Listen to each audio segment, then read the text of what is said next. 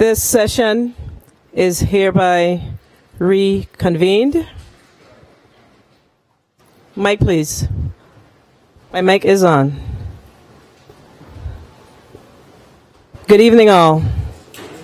Pursuant to the Revised Organic Act of 1954, subsection 9C, the legislature is hereby called to order to receive the State of the Territory address from the 9th elected governor of the United States Virgin Islands, the Honorable Albert Bryan Jr. Please stand for the invocation by Bishop Damas Eloy.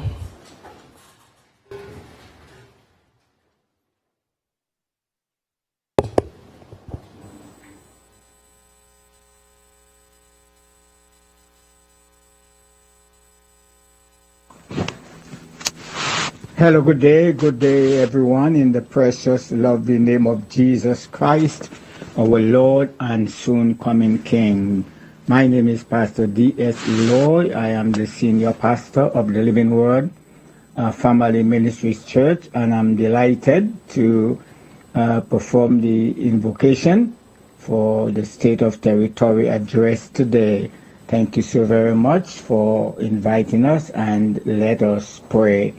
Heavenly Father, we come to you in the name of the Lord Jesus Christ. We humble ourselves before you today, because the Bible declares when we humble ourselves, you will lift us up. Today, in the name of Jesus, the only begotten Son, I pray that you will bless the event today. I pray, God, that your mighty hand and your anointing will be fresh upon our governor. I pray, God, that you will give him all the wisdom that he needs and the graces, oh God, to speak to the territory from his heart. And we pray that, oh God, the territory will be benefited and the territory will be edified by the State of the Territory address. Oh God, you said in your words that when we pray, when we call on your name, you will not cast us off. So we come with confidence that your will be done in the state of the territory as our governor would speak to us today. God's will be done, God's way be done in our lives and in our territory. Give our leaders wisdom, wisdom above their age, wisdom above their studies, wisdom, O God, to govern the territory. Bless the president of the 34th legislature, Donna Fred Gregory, and all the senators, that the purpose, O God, of the community be established in every life and in every home. Bless, we pray, in the name of the Lord Jesus Christ, and we thank you for listening. Amen and amen. Amen. Thank you, Bishop Eloy. Please be seated.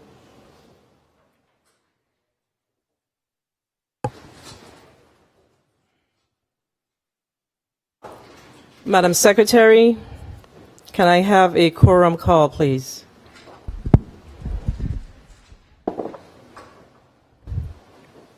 Senator Marvin A. Blyden. Senator Marvin A. Blyden, present. Senator Samuel Carrion. Senator Samuel Carrion, present. Senator Dwayne M. DeGraff. Senator Dwayne M. DeGraff, present. Senator Novell E. Francis Jr. I'm here. Senator Novell E. Francis Jr., present. Senator Alma Francis Heiliger. Present. Senator Alma Francis Heiliger, present. Senator Donna A. Fred Gregory. Here. Senator Donna A. Fred Gregory, present. Senator Kenneth L. Gittens. Senator Kenneth L. Gittens, absent. Senator Javon E. James Sr. Senator Javon E. James Sr., present. Senator Franklin D. Johnson. Senator Franklin D. Johnson, present. Senator Carla Joseph.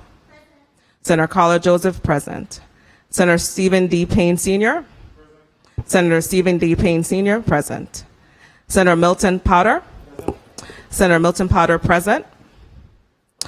Senator Janelle K. Saru. Senator Janelle K. Saru, present. Senator Kurt A. Vialet. Senator Kurt Vialet, absent. Senator Genevieve Whitaker, present. So we have a total of 13 present and 2 absent. We have a quorum call, Madam Chair. Please mark Senator Vialet as present. Okay.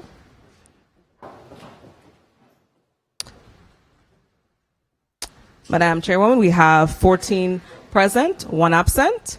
Quorum established. Thank you, Madam Secretary. We have established a quorum. Please note that this session is a reconvened session, so there's no need for the anthem and other protocols that has already been established. Madam Clerk, do we have any correspondence? Yes, Madam President. You may proceed. Letter dated January 21st, 2021, the Honorable Senate President Donna Fred Gregory, Legislature of the Virgin Islands. Dear Senate President Fred Gregory, first, may I take this opportunity to congratulate you on being elected as President of the 34th Legislature of the Virgin Islands. I look forward to working collaboratively and successfully with you and the other senators in doing the people's business. Second, I wish to confirm that I am prepared to perform the State of the Territory on January 25th, 2021 at 7:00 p.m. There are so many things to share with you and the public about the progress that was made over the past year, and I look forward to delivering that address. I intend to update senators on the current state of the territory and share projections for new projects and policy implementation as mandated by law. Thank you for your usual courtesies in enabling this event. Respectfully yours, Albert Bryan Jr., Governor. Thank you. Do we have? Sorry. You may proceed. Letter dated January 23rd, 2021, Honorable Donna Fred Gregory, Senate President, Legislature of the Virgin Islands. Dear Senate President Fred Gregory, I write to communicate that I have received your invitation to be present at the Honorable Governor Albert Bryan Jr.'s address to the 34th Legislature of the Virgin Islands on the state of the territory scheduled for the evening of Monday, January 25th, 2021. Unfortunately, I will not be able to attend the address at the legislative chambers in Charlotte-Amalie, St. Thomas. As you are aware, I have been appointed as an impeachment manager to the trial of President Donald J. Trump before the United States Senate. On the same day of our State of the Territory address, I, along with the Speaker of the U.S. House of Representatives, the Honorable Nancy Pelosi, and the other impeachment managers will have the solemn and sad task to transmit the article of impeachment of Donald J. Trump to the United States Senate chamber. I look forward to reviewing the governor's address at the earliest convenience and trust that it will not only be thoughtful and transparent as to the state of our territory, but also provide clarity on the work and priorities of his administration for the next year. I remain committed in service to the people of the Virgin Islands. I pledge to continue to work with both Governor Albert Bryan Jr. and the 34th Legislature of the Virgin Islands as we all strive to ensure a better and resilient Virgin Islands for our present time and for future generations to come. I ask that you pray for me, my staff, and my family as I proceed with dedication to our democracy and loyalty to my oath, as I do my part to ensure that no one is above the law. Sincerely, Stacey E. Plaskett, Member of Congress. This concludes the reading of all correspondence, Madam President. Thank you, Madam Clerk. And we all know that the delegate is here in spirit, and I'm certain that she's viewing from afar. We've also heard the requests of the governor, hence the reason why we are here this evening. Ladies and gentlemen, we will now receive the guests of the governor. Please stand as we welcome our 12th elected Lieutenant Governor of the United States Virgin Islands, the Honorable Tregenza A. Roach, accompanied by Senator Genevieve Whitaker, Secretary of the 34th Legislature.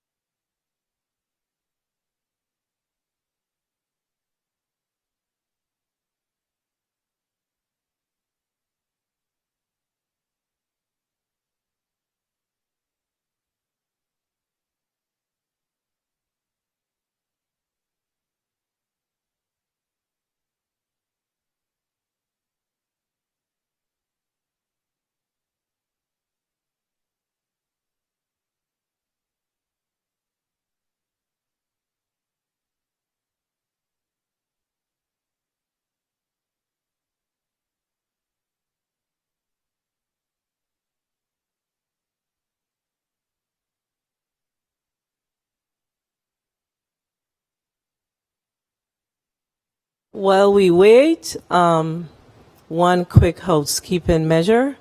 Can you please put all your cell phones on vibrate or turn them off, please? Thank you.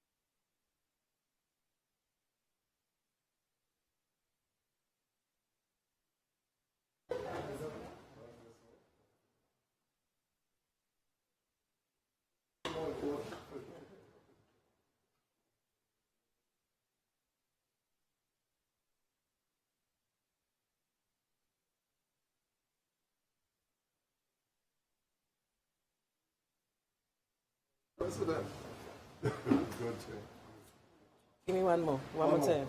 We have to do this for the photo. Yes, thank you.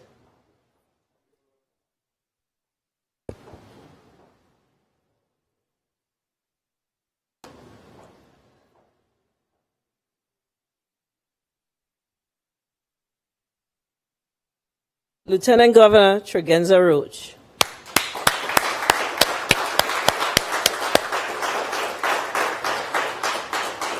Please be seated.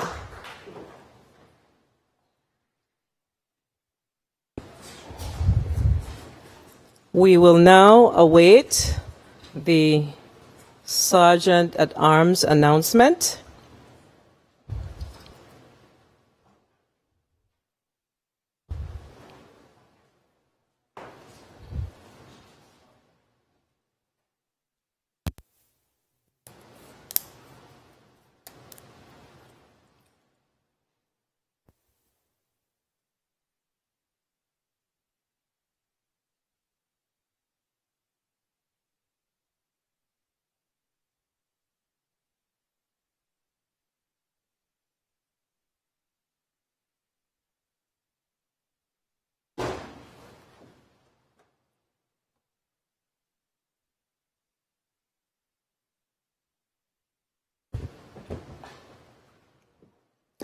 Madam Clerk, please also recognize mark Senator Kenneth L. Gittins as present.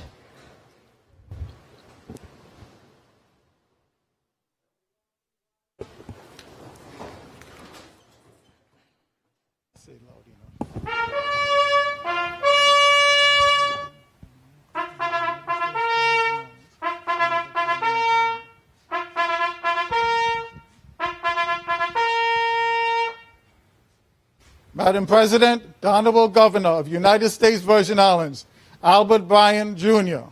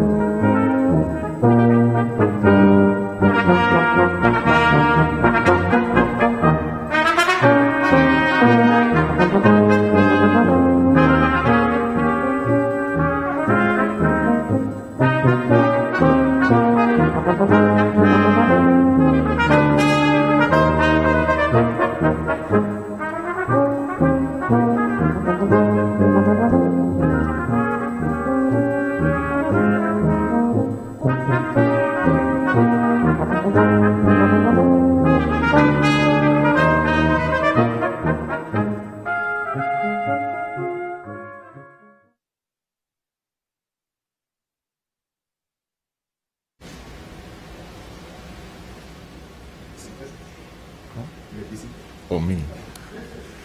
You may be seated.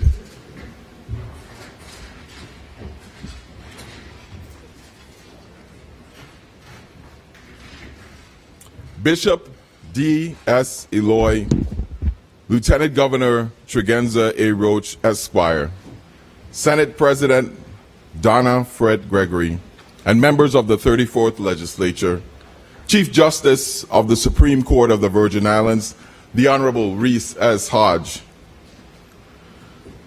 and the Honorable Justices of the Supreme Court, Presiding Judge Harold W. L. Willocks, and the Honorable Judges of the Superior Court of the Virgin Islands, Cabinet members, invited guests, and my fellow Virgin Islanders, good evening. Good evening. Just by looking at the audience present, you can tell that this year is far from normal. I extend greetings to my wife, First Lady Yolanda Bryan, the delegate to Congress, Stacey E. Plaskett, members of the judiciary, members of my cabinet and staff, and other dignitaries who are viewing us remotely this evening. Congratulations to the senators of the 34th Legislature on your election, and in most instances, your re-elections to serve the people of the Virgin Islands. For those of you who are newly elected, I encourage you to hit the ground running. Your veteran colleagues will assure you that 2 years will pass by rather quickly. Meaningful and impactful legislation requires time, thought, and collaboration. The Brian Roach administration is ready to work with you toward this end. On behalf of the Virgin Islands people, I have extended congratulations to the new President of the United States, Joseph R. Biden. I consider him our hometown president, and we look forward to the U.S. Virgin Islands being his port of solace for the next 8 years. We have much work to do, lots of work to do with the federal government. And his familiarity with our people and our issues bodes well for advancing our causes in Washington, D.C. We also congratulate Vice President Kamala Harris on her election as the first woman and person of color to hold that post in our nation's history. We look forward to the fast approaching future when a woman or a person of color occupying the highest leadership positions in our country is no longer viewed with such novelty. Our delegate to Congress, Stacey Plaskett, and I have never allowed the fact that we were not of the party in power to prevent us from aggressively pursuing the agenda of the Virgin Islands in Washington. However, the fact that we are affiliated with the National Democratic Party and now have a Democratic majority in Congress and a Democratic administration in the White House is certainly advantageous to us. We wish the delegate well in her new role on the powerful House Ways and Means Committee and welcome our continued collaboration. Last year, we found ourselves depending on the men and the women of the Virgin Islands National Guard in a new role, protecting us from an invisible enemy.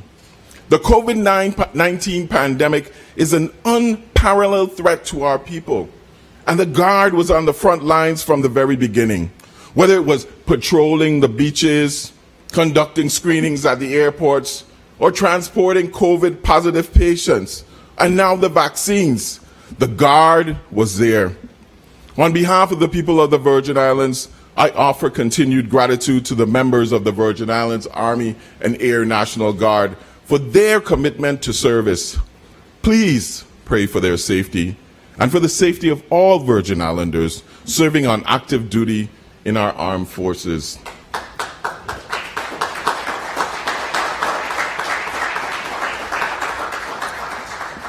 I also extend my gratitude to the dedicated and selfless Virgin Islanders who have served at the forefront of this pandemic. The staff at our hospitals, public and private medical centers, the Department of Health, our law enforcement officers, the administrative teams at the Department of Labor, Vitima, Human Services, Education, Finance, Tourism, Licensing and Consumer Affairs, LEPC, Internal Revenue Bureau, the Office of the Lieutenant Governor, and the Office of the Disaster Recovery. All of the people who we never see but have done more than their fair share to safeguard this community. This evening, I express sincere appreciation for the part you have played in managing this unprecedented crisis. Tonight, I am pleased to appear before you for the third time as Governor of the Virgin Islands of the United States to report on the state of the territory in accordance with the revised Organic Act of 1954. Lieutenant Governor Tregenza Roach and I want you to know that we are bringing progress to our people.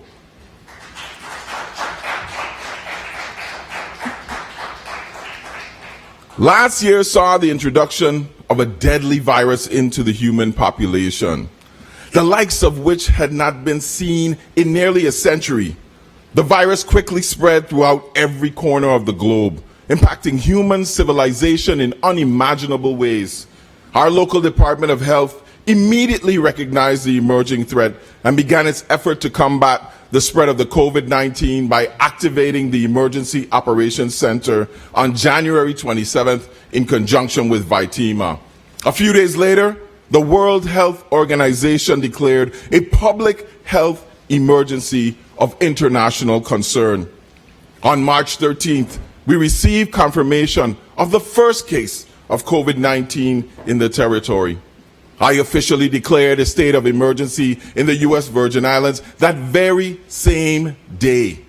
It is important to remember where we were at that precise time. The United States had reported 2,204 cases of COVID-19 infections and a total of 49 deaths. In less than a year, the United States has documented over 25 million cases of COVID-19 and recorded more than 400,000 deaths. Since the first case arrived in our territory, there have been considerable moments of uncertainty, worry, and outright panic. We were amidst a national shortage of personal protective equipment with insufficient surgical or N95 masks. We did not have sufficient life-saving ventilators or therapeutics to treat patients. We were concerned about the number of intensive care beds at our hospitals. We had a minimal number of viral test kits that forced us to be selected in who was eligible to be tested. While we are quite experienced in hurricane preparedness, our preparation for the global pandemic was far less than ideal. The federal authorities, they seem to be in a sad state of disarray with the virus ravaging the state of New York. We realized no one was coming to help us.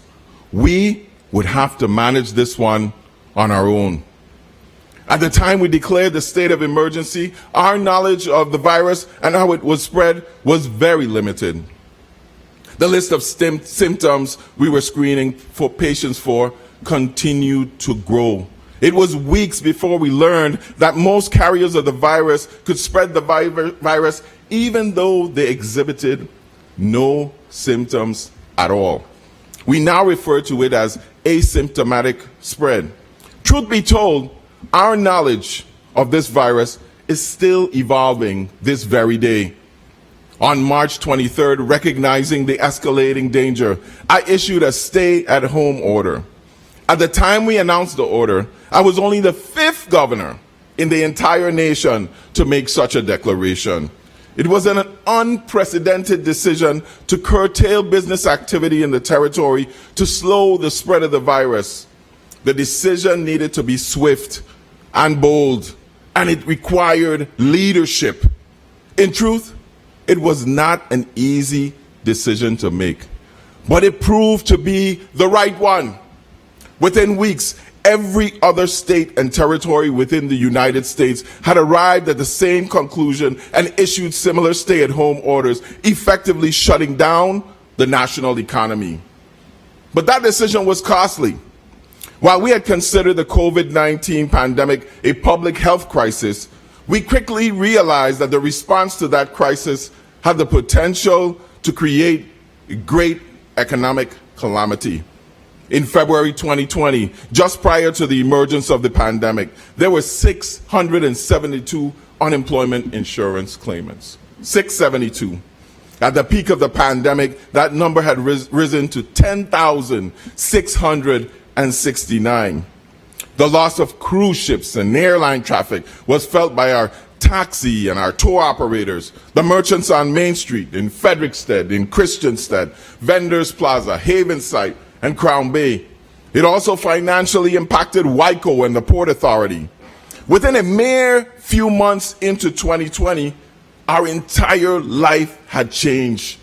Indeed, life had changed for the nation as well as the world.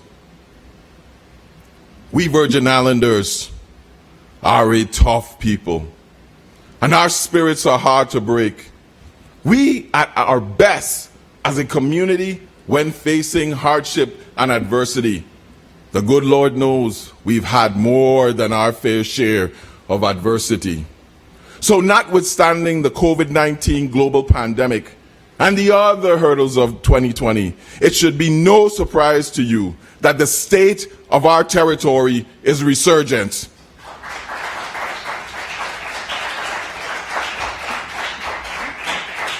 Our response to COVID-19 was deliberate, strategic, and purposeful. We focused our attention on four critical parameters: monitoring and taking efforts to reduce community spread of the virus, maintaining the capacity of our healthcare system to address the hospitalization of COVID-positive patients, administering sufficient testing, and effective contact tracing. The COVID-19 crisis struck at a time when our hospitals were still in a compromised state from the storms of 2017. To ensure that we keep adequate capacity in our health facilities, our COVID task force has kept a daily inventory of the number of available intensive care beds, COVID-positive patients requiring hospitalization, and the number of ventilators that we have in use at any time. We learned from the challenges imposed on us during the early attempts to airlift patients to other hospitals that we needed to be self-sufficient. Puerto Rico made it clear that they would not take any of our patients, nor any others from the Caribbean. At the Roy Lester Schneider Hospital, we renovated an entire wing to care for COVID patients. On St. Croix, the National Guard collaborated with the U.S. Army Corps of Engineers for the temporary conversion of the Regional Training Institute to support the territory's coronavirus surge.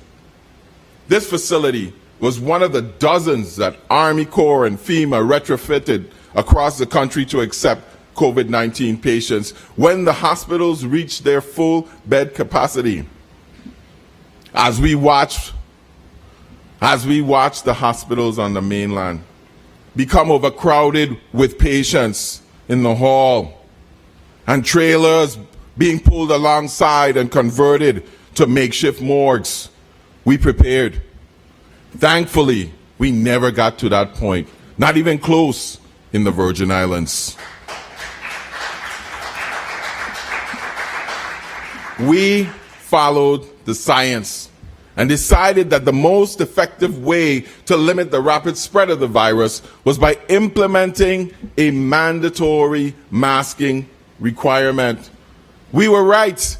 While other states and local governments were indecisive on the issue, people died, and their hospitals continued to fill with COVID patients. Eventually, most governors in the country concluded that masking was essential in the response to the public health crisis. I am proud to say that we were among the first to implement a no mask, no service campaign. Now, the President of the United States is calling for a national campaign to promote mask wearing to stop the spread. A long-awaited, simple response to a very complex problem. Our testing capacity has increased immensely since the early weeks of the pandemic. We can now conduct all currently FDA-approved tests and have multiple community health partners that conduct COVID tests along with us. We want to take a little minute to thank them tonight for their contribution to this community-wide effort. To date, we have administered over 60,000 COVID tests to 40,000 individuals, some of them taking the test multiple times. There was a point last year when we became concerned that the Lime Tree Bay refinery terminal was a source of an increasing number of infections. As the largest private employer in the Virgin Islands, we understood that shutting down the facility would adversely affect hundreds of families in the Virgin Islands. These households were either fully or partially sustained from people working there. The management at Lime Tree Bay was very cooperative in helping us install the protocols.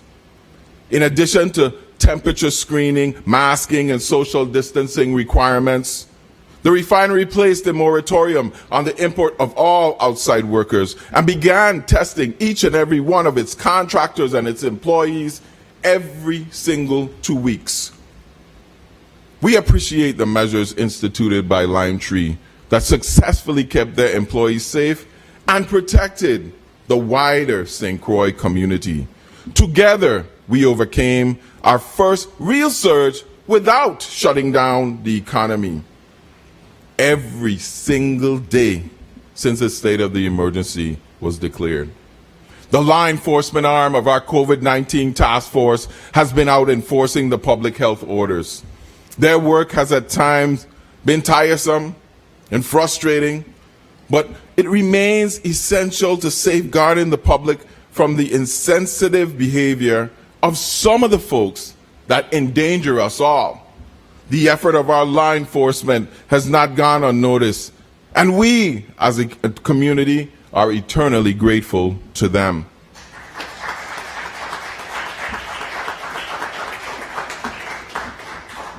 We realized early on that closing our airports was not a viable option for a variety of reasons, mostly understanding that many of us have health needs and we need to get out for critical care, as well as we need help to be able to come to us and get in.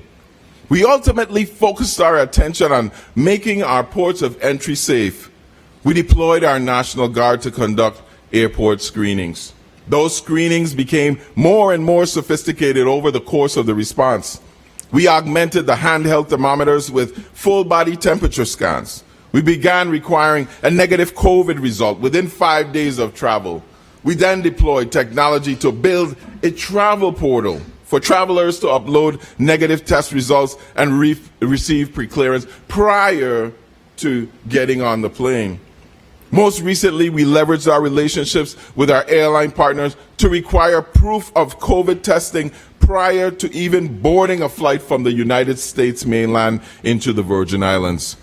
We not only want you to feel safe, but we want you to be safe. We are now in the midst of our vaccine distribution efforts. VITEMA, our Department of Health, have been aggressive in ensuring that we were actively engaged in Operation Warp Speed. To the amazement of many Virgin Islanders, we received access to the coronavirus vaccine on the same schedule as the rest of the nation. We are assured by our federal partners that they will supply the quantity of vaccines that we require. It is our sincere hope that the majority of Virgin Islanders will choose to get inoculated against the virus, thereby doing their part to bring about the global herd immunity that will ultimately rid the world of COVID-19. From the onset of this crisis, we have strived to balance the three-legged stool of COVID management, protecting the public health, sustaining our economy, and respecting your individual freedoms. But of these considerations, protecting the public health has remained our not thank enough those Virgin Islanders who understood the gravity of this pandemic and did their part to protect themselves, their families, and their neighbors. Without your support, we could not and we would not have been as successful. We mourn the loss of each of the 24 Virgin Islanders who suffered untimely deaths as a result of the coronavirus. However, we know it could have been much worse. The original projections predicted 200 people, 200 Virgin Islanders dead by June. Our COVID-19 mortality rate is nowhere near the current mortality rate on the U.S. mainland. While some may debate our decisions and our methods in controlling the spread of the coronavirus, there is no debate regarding the results. We have kept our people safe.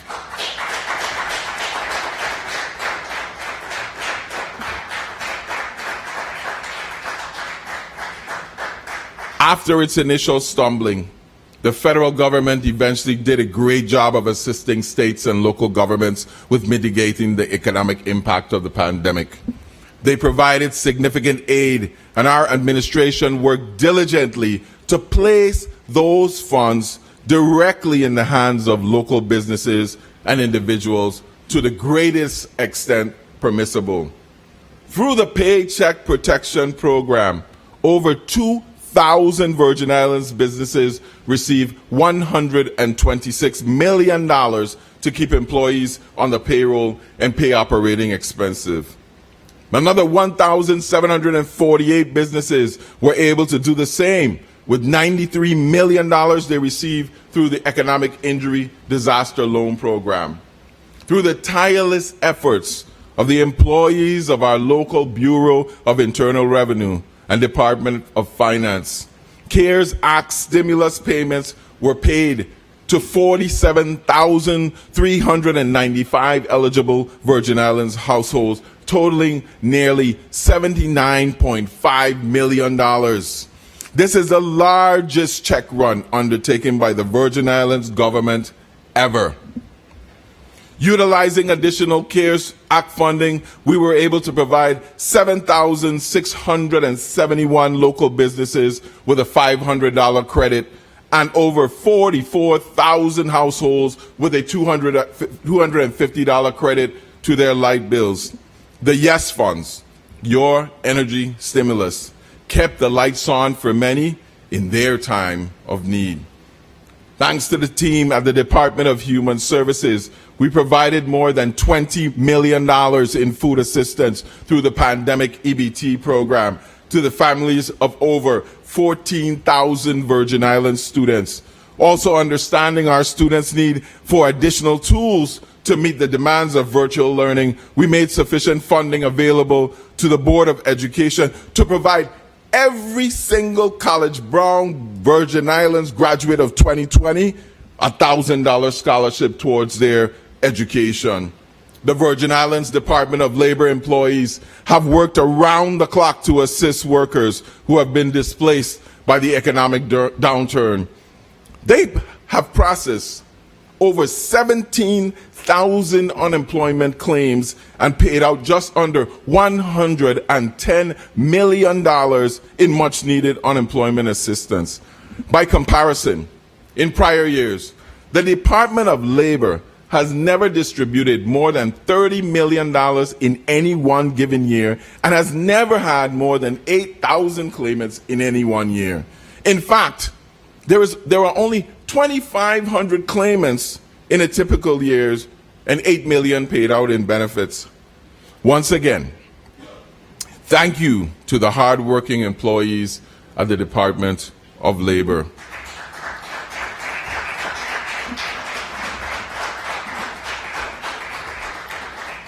This year, we set record after record in service delivery in response to the challenge of COVID-19 pandemic in the Virgin Islands.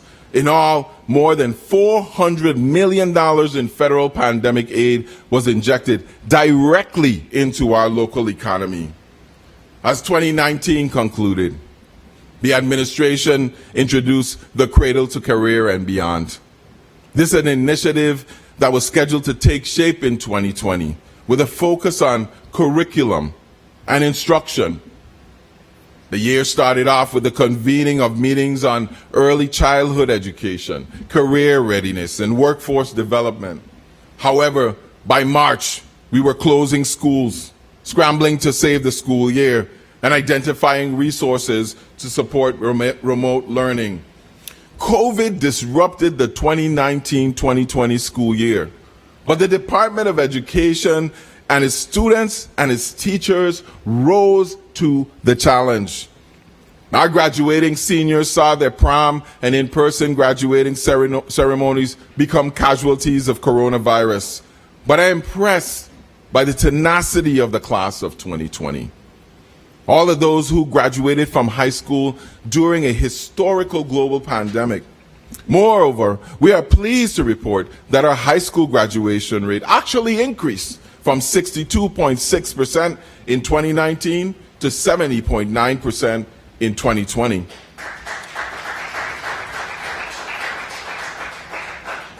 The Department of Education demonstrated its flexibility and creativity by successfully facilitating its first ever virtual graduations. Each student celebrated his or her accomplishment with family and friends, locally as well as those living abroad. Online viewership was high, and many of those who would have otherwise been unable to see or attend did so from the comfort of their homes. As we closed our campuses, losing the connection with at-risk families was of utmost concern. However, the flexibility of the school lunch program and partnerships with nonprofit entities such as My Brother's Workshop allowed the Department of Education to maintain daily contact with students and their families while continuing to distribute free, healthy, and nutritious meals. From March 2020 to date, our food service workers and their support staff distributed over 580,000 meals territory-wide to school-aged children as part of their No Child Goes Hungry feeding initiative. They are among the unsung heroes of the COVID front lines, and we thank them for their service to our children in this community.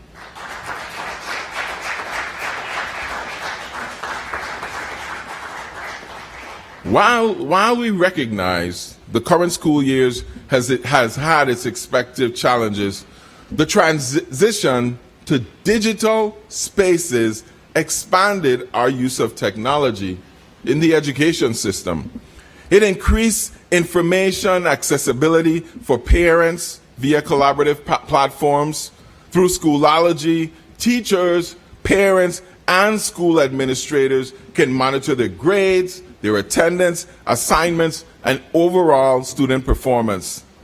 This administration remains committed to equipping every child with a device and has already distributed 5,265 Chromebooks or tablets and 2,150 MiFi devices so those can connect to the internet. These technological advancements are now a permanent part of our approach to education. The Department of Education has become so comfortable with the conduct of virtual events that they also conducted the annual Teacher of the Year ceremonies virtually. The events in both districts were a rousing success. Tonight, I recognize and I'm thankful for the exceptional contribution of Ms. Zara O'Reilly Bates, State Teacher of the Year 2020-2021.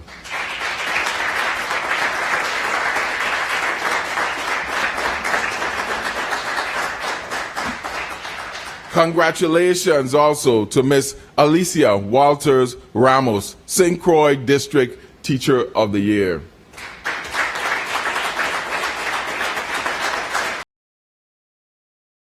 And Miss Christina Marie L. Senosa, the St. Thomas St. John District Teacher of the Year 2020.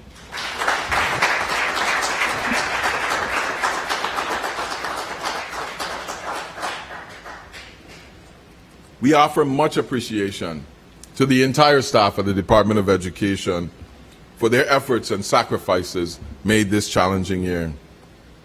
All educators have the primary goal of providing high-quality education for each student. And while many successfully infuse creativity and enthusiasm into teaching, the transition to virtual learning challenged educators to learn new skills. Many discovered that remote teaching required more than introducing new platforms for uploading lessons. It required fervent, active engagement with students, parents, and the integrated use of all these tools and an investment in their own professional development.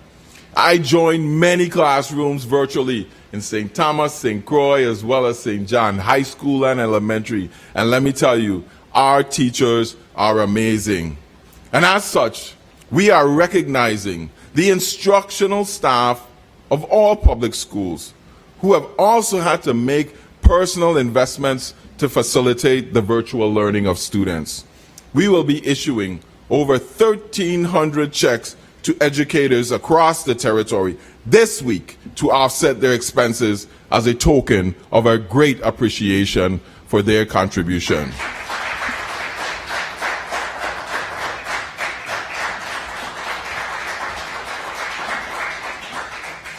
We face the challenge of acquiring and distributing digital devices, retrofitting public schools in adherence to CDC guidelines, procuring cleaning services, increasing internet access and bandwidth to underserved students, assisting our graduating seniors, effectively supporting our teachers, and aiding our parochial and private school partners.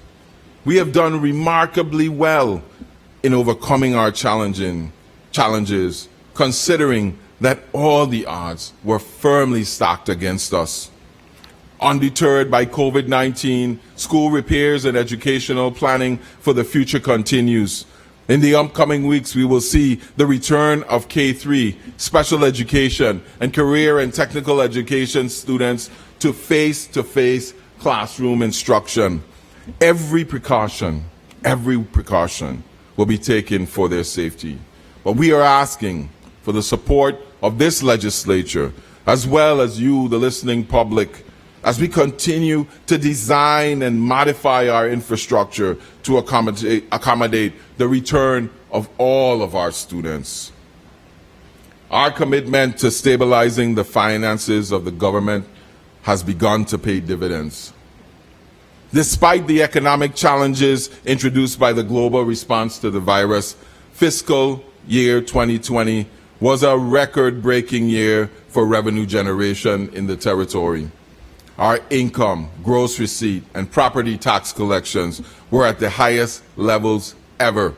Revenues from individual income, corporate income, and gross receipt taxes all increased when compared to our first year in office. The records set our first year in office were shattered in our second year in office. Remarkably, most of this was achieved with the majority of public employees either working staggered schedules or fully remotely as part of the coronavirus protocol. As an administration, we have worked hard to improve the government's tax collection. In fiscal year 2020, the Office of the Lieutenant Governor collected $37.8 million in current year property tax revenue, a 52% increase from the prior fiscal year.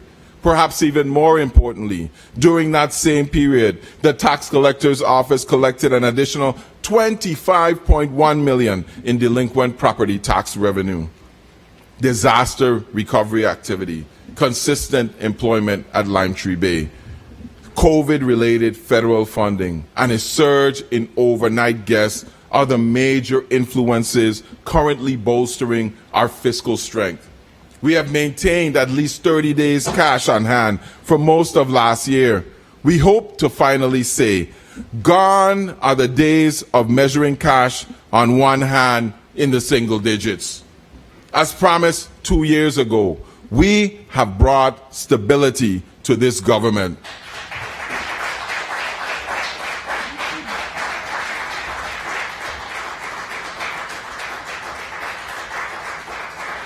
As the fiscal strength of our government continues to improve, so will our capacity to address our long-standing financial obligations. We are intent on paying the people first. This is our number one priority. We have put a significant dent in the backlog of income tax refunds owed to Virgin Islands taxpayers.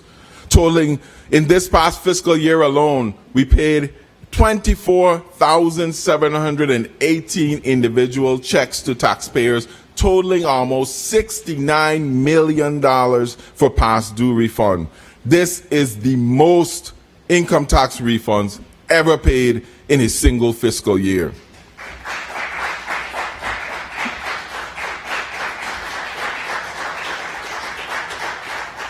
And we have already paid out more than $15 million in the first quarter of this current fiscal year, finishing out our payments for 2017 and paying into tax year 2018. We are making steady progress towards our administration goal of paying refunds to taxpayers in the same year that they file.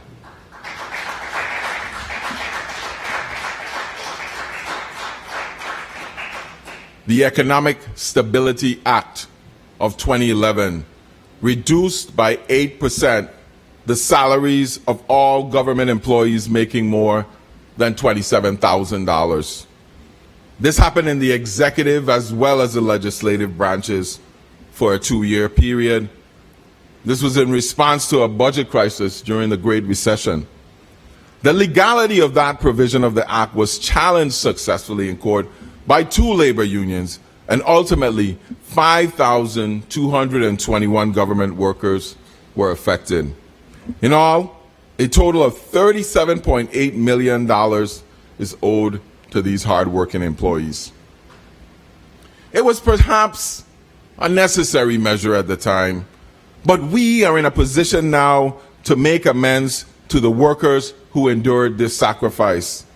As we begin preparation for the executive budget for the upcoming fiscal year, it has become clear that we can begin paying down that obligation sooner than originally expected.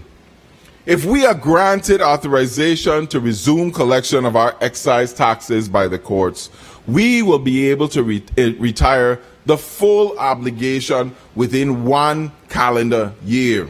The previous measures passed to address this issue would only start making payments towards the debt in 2022, and it will take 20 years at this rate to retire the debt.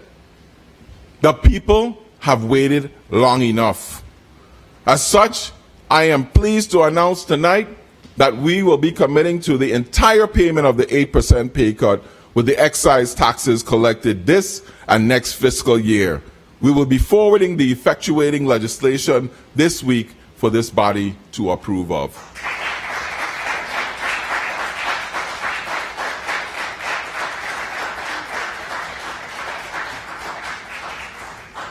Rest assured, Mary, that we have not forgotten the $10 million in retroactive pay for retirees 65 and older in the 2021 budget.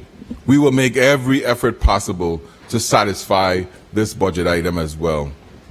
You see, our enthusiasm is only tempered by the reality that the worst of the COVID-19 pandemic economic fallout is likely to be felt in this current fiscal year.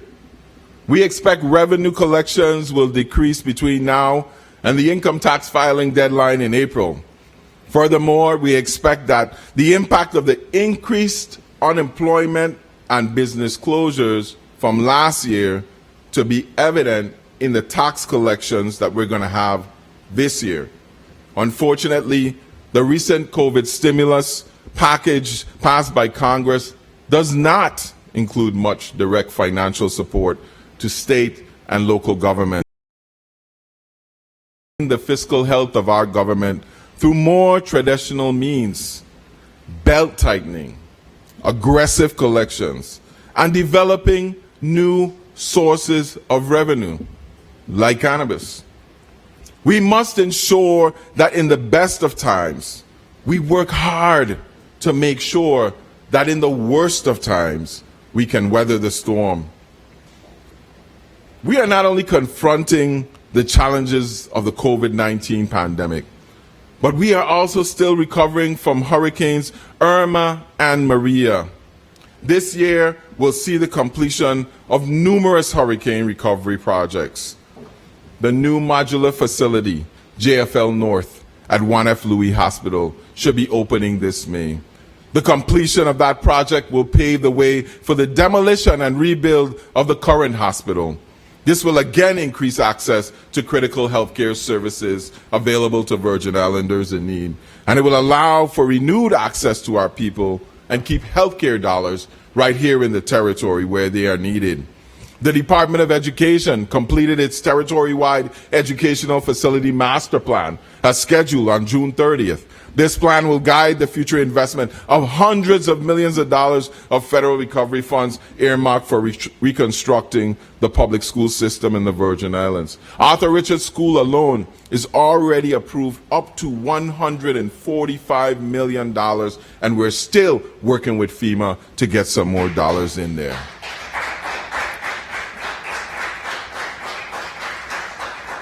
Contracts are in place for several projects in furtherance of this plan. The Gladys Abraham Elementary School will be the first school that is modernized and will become the new home of the Raphael O. Wheatley Skills Center.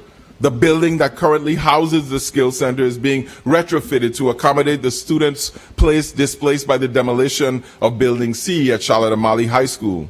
The contract for the demolition of Charlotte Amalie High School has now been awarded, and the work will begin this year. On St. Croix, the demolition of the hurricane-ravaged Arthur A. Richards Junior High School is well underway and will continue for the next 8 months. Demolition of the Evelyn M. Williams Elementary School, which was shuttered in 2015, is expected to be completed by December.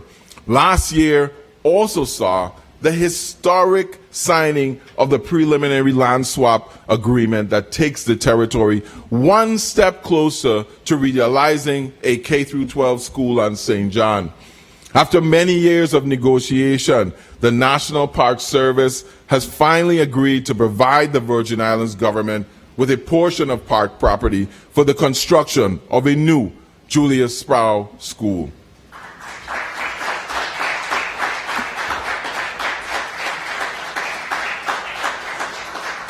The Department of Sports, Parks, and Recreation is also driving the completion of several recovery projects. The repairs and restoration of the Emile Griffith Ballpark, the Lionel Roberts Stadium on St. Thomas, and the Vincent Mason Coral Pool in Frederiksted are expected to be completed this year. The revitalization of St. Croix's Rudolph Schulterbrand Agricultural Complex, locally known as the Fairground, is scheduled for completion this spring. The renovations of Government House on St. Thomas are progressing well and should be completed in December. The restoration of the territory-wide tsunami alert warning system is expected to be completed this summer. Several recovery-funded road projects on St. Croix are slated for completion this year. The final 2 segments of the well-traveled Melvin Evans Highway will also be completed. The much-anticipated road repairs and drainage improvements in Gallows Bay will also begin this year. Brand new water lines have recently been installed in Frederiksted Town, and the first contract for road repairs has been awarded. The first contract for road repairs has been executed and is ready to commence. In Christiansted, a contract for the repair of the roads is also in place. The only delay is the execution of the contract is the anticipated installation of new sewer lines as part of our one dig policy. No sense to pave the road and then have to dig it back up. We intend to commence paving of Christiansted Town once all the infrastructure impacting the road repair is installed. Finally, the repairs to Carlton Road have begun. Yes, my student friend Nakai Theodore and his mother Lenice, you soon will have that smooth ride home, as promised.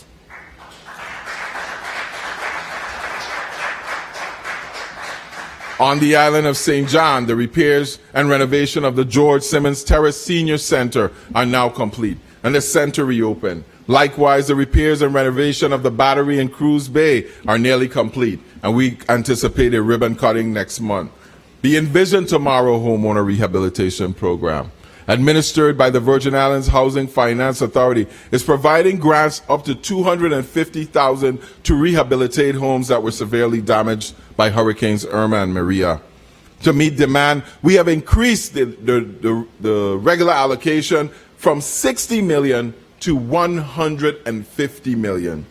Currently, 689 applicants have been deemed eligible for the program, and of those applicants, 53 have already been awarded grants. Now that the program is fully operational, we look forward to awarding more and more grants this year and getting people back into their homes. No image was more iconic of the devastation of the storms of 2017 than the images of Estate Tutu high-rise in their aftermath.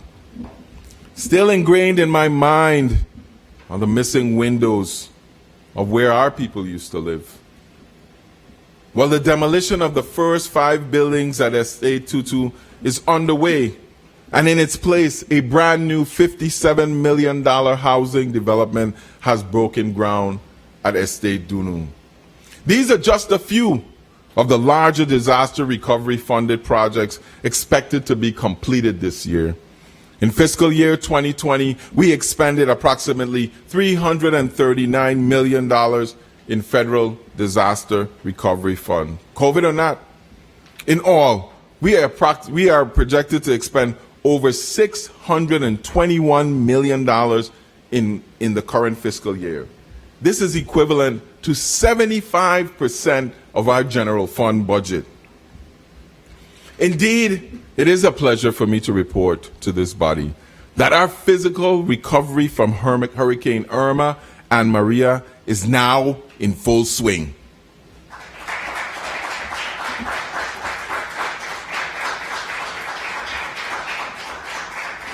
Last year, the International Economic Development Council recognized the UVI Research and Technology Park as the Economic Development Organization of the Year. While our traditional economic development incentives continue to be effective, the RT Park is paving the way in attracting the types of technologically driven companies that represent the new economy that we are building. The RT Park steadily attracted and activated new technology companies even as we grapple with the pandemic. 13 new firms were reviewed and approved by the park's board of directors in fiscal year 2020. Their efforts have resulted in a total of 29 new companies added as clients since September 2018. They have the potential to add more clients, but more clients to their pipeline, but business development in the territory is hindered by the absence of financial institutions that are willing to help develop early stage and startup businesses. To solve this problem, we will be sending to this body legislation to establish the Virgin Islands Catalyst Fund. This will provide gap financing to high economic development projects. The fund would issue loans to bridge the amount the borrower can obtain from more conventional sources and the amount needed to actually start and sustain their business. The fund would be administered by the RT Park with an initial capitalization of $5 million. Providing support to business development in the territory ensures the creation of more jobs for our people and the diversification of our economy. We are excited about the launch of Vision 2040 Planning Initiative. Vision 2040 is a community engagement planning process designed to produce a long-term economic development strategy and action plan that positions the U.S. Virgin Islands to develop a competitive business environment that is aligned with the general interests of its residents. When completed, this plan will serve as the framework that guides our economic development, not just this year, not just next year, but for the next 2 decades. This is the first time in history of the Virgin Islands that we will holistically examine the systemic roadblocks that have impeded our economic growth, with an eye towards identifying diverse, sustainable, and successful industries that can create a viable workforce. It is important that as a people, we adopt a plan that outlives the tenure of any one governor and maintains a consistent course of progress. Upon taking office, Tregenza and I, we continued the good. We stopped the wasteful. We maintained the employment of the productive and created stability of the government. We have changed to an approach that values progress and our people over petty politics.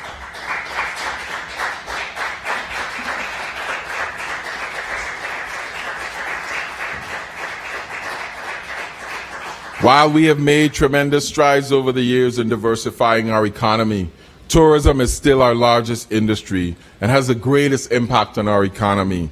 But as you can imagine, the COVID-19 pandemic has had a negative effect on our tourism product. There have been no ship calls since March, and the ships are not anticipated to return until at least the spring, best case scenario. When they do return, we anticipate that passenger arrivals will be considerably reduced from the pre-COVID levels. While the industry recovers from the pandemic, we want to be prepared, and we continue to pursue the permits to dredge Long Bay, Crown Bay, and yes, Gallows Bay. All this permitting is on track, and we expect to get most of it done and the approvals this year. But we also believe this is the ideal time to pursue the merger of the Virgin Islands Port Authority and WICO, the West Indian Company. WICO has been severely impacted by the lack of cruise activity and has reduced staff, salaries, and hours of operation. They are quickly approaching a financial wall that is catalyzing the need for this consolidation. WICO is currently a wholly owned subsidiary of the Public Finance Authority. We are proposing that this ownership interest be transferred to the Port Authority and that WICO be given full responsibility for the management of all cruise ports in the territory. This just makes sense and would create synergy in our efforts to promote the Virgin Islands as one destination in the cruise industry. We have begun the discussions about the most efficient way to make this transfer and will be executing this long-awaited merger. The new structure will be efficient and finally allow the Virgin Islands to negotiate all three major ports in both districts under one unified vantage point. The Virgin Islands has not yet seen the return of the traditional hotel rooms that were lost during Hurricanes Irma and Maria. We had approximately 4,500 traditional rooms prior to 2017, and we currently have about 2,450. The drop-off of the leisure travel market in the midst of the pandemic has encouraged the delay of several hotel renovation projects. The continued postponement of major properties coming back online, such as Marriott, have contributed to the delay in our revenue growth. However, there are certain reasons to be optimistic about our tourism product.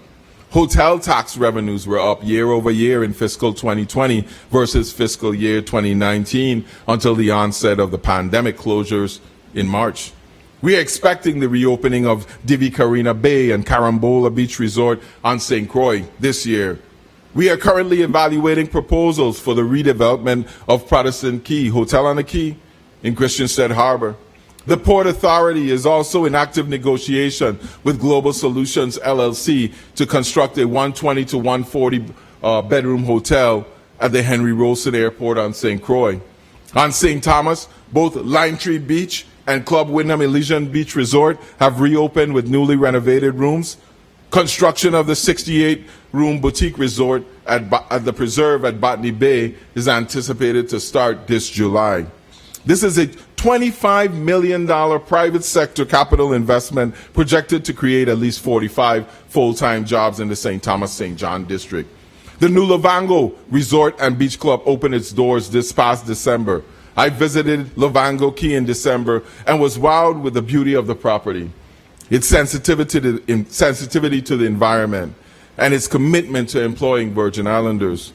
The Brian Roach administration, the Snyder family, who owns the property, and the St. John community have all worked closely together to bring this project to fruition.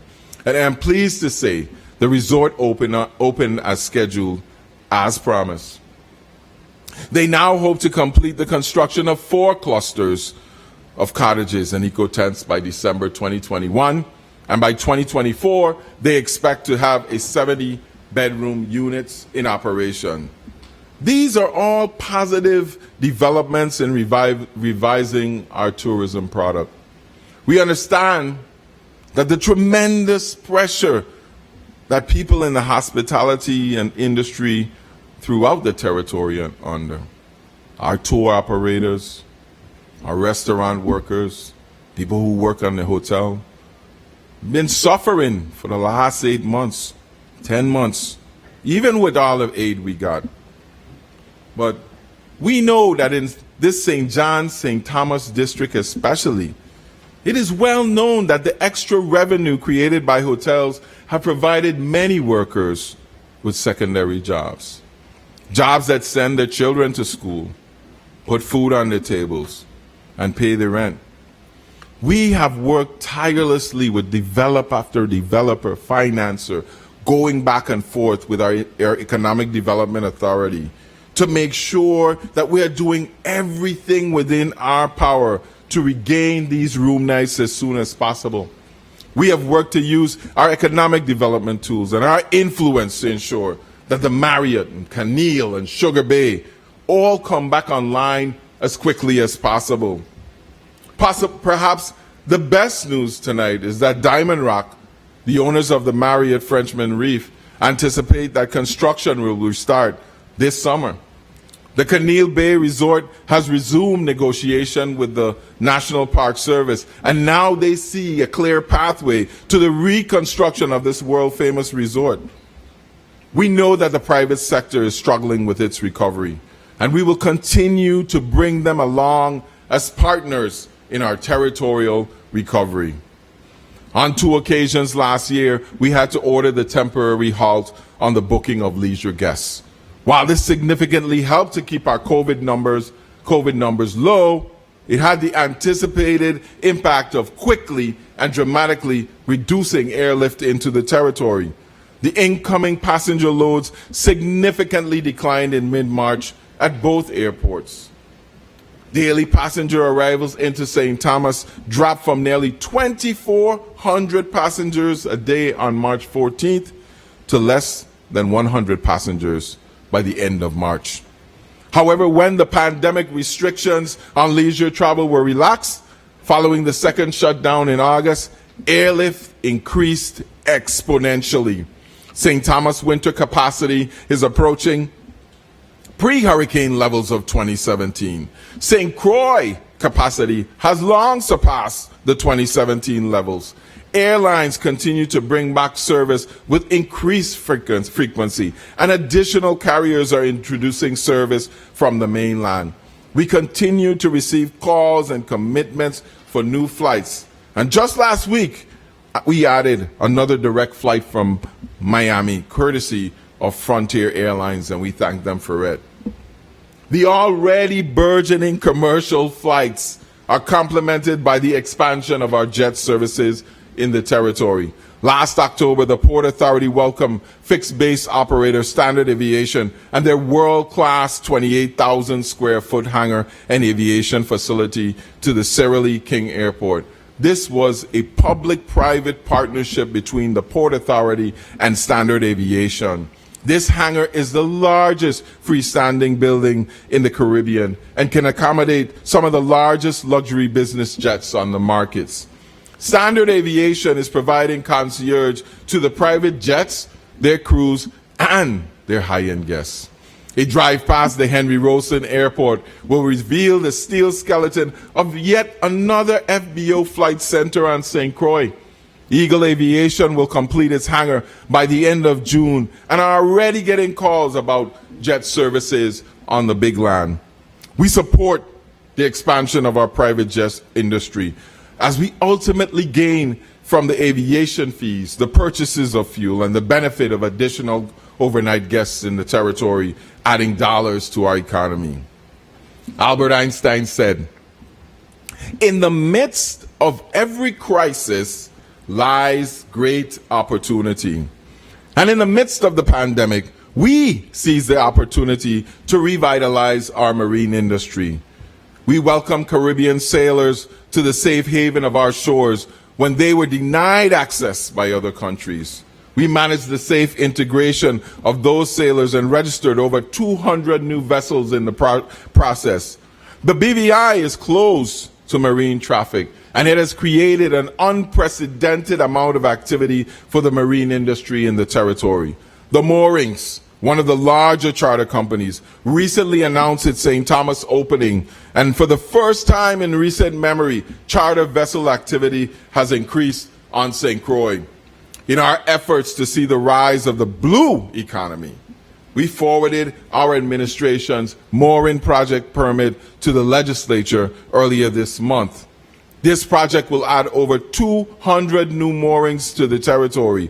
As soon as approved, we can start the project, which will take boats out of Megan's and other bays and put them into more appropriate mooring areas. Additionally, we have sent legislation to shore up our fishing and our leisure boating industry.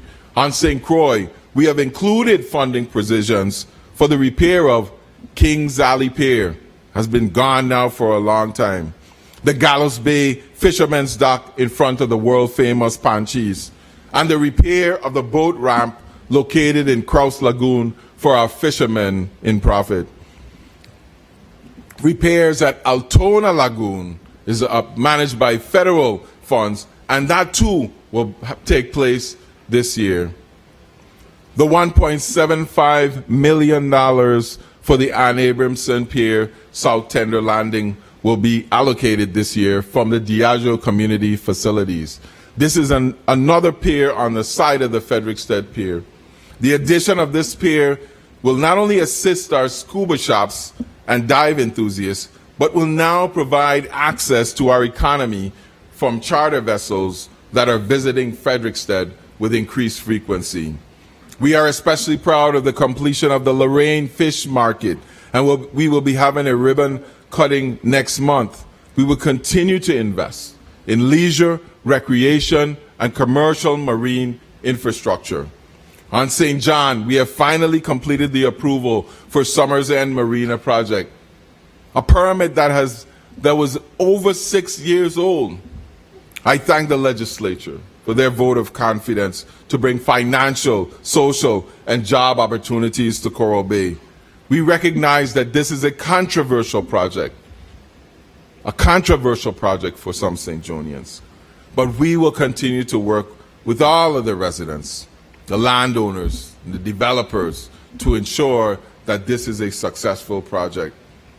To demonstrate the success and appeal of our destination, the Virgin Islands has received the Destination of the Year award from Caribbean Journal.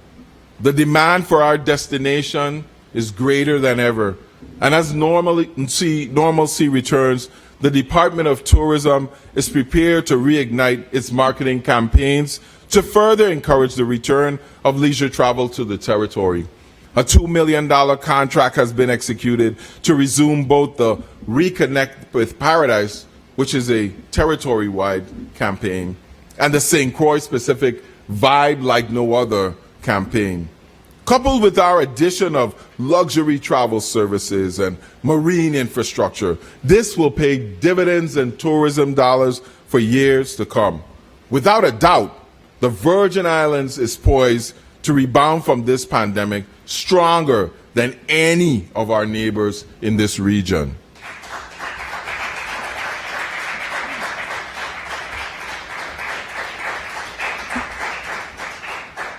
After considerable delay, Lime Tree Bay is finally on the verge of restarting the refinery. The refinery has been idle since 2012, and work to restart it began in 2018. In October, Lime Tree received a shipment of crude oil and started commissioning equipment in preparation to restart the refining. Once the refinery starts, that guarantees the government about $7 million a year in payments. We have carefully monitored the progress of the restart as Limetree Bay, the EPA, DPNR, and the U.S. Department of Justice work meticulously with my office, lobbyists, the delegate in Washington and here to make sure that we got the federal air quality standards met. As refining begins, we will make sure and keep monitoring to continue to ensure that the public health of St. Croix residents is protected from any harm.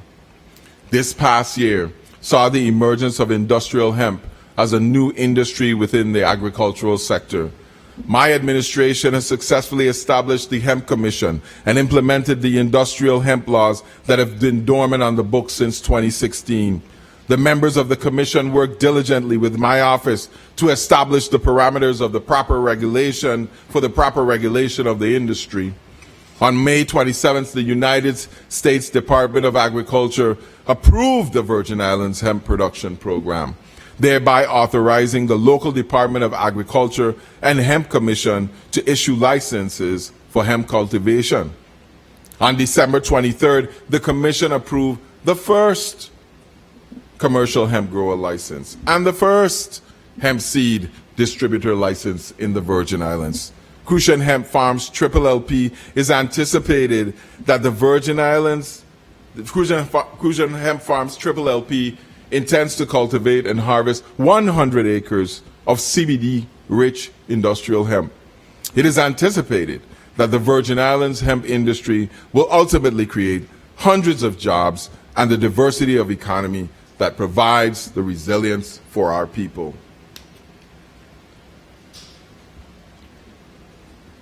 In Estate Bethlehem, we are adding a vital component to our efforts to resuscitate our agricultural industry.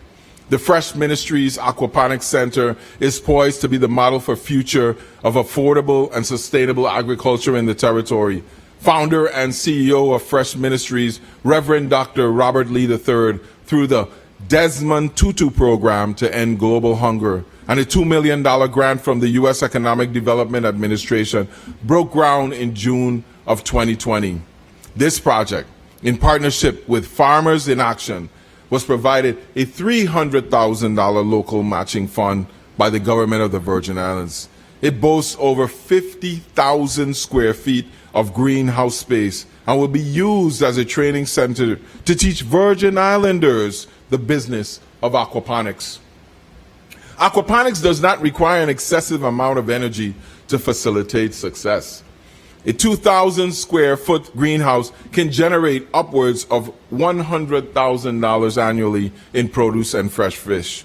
We are extremely excited to be part of this initiative and thank Reverend Dr. Lee and the Farmers in Action for their leadership. Food safety and food security continue to be a priority, and our administration's support of agriculture demonstrates this.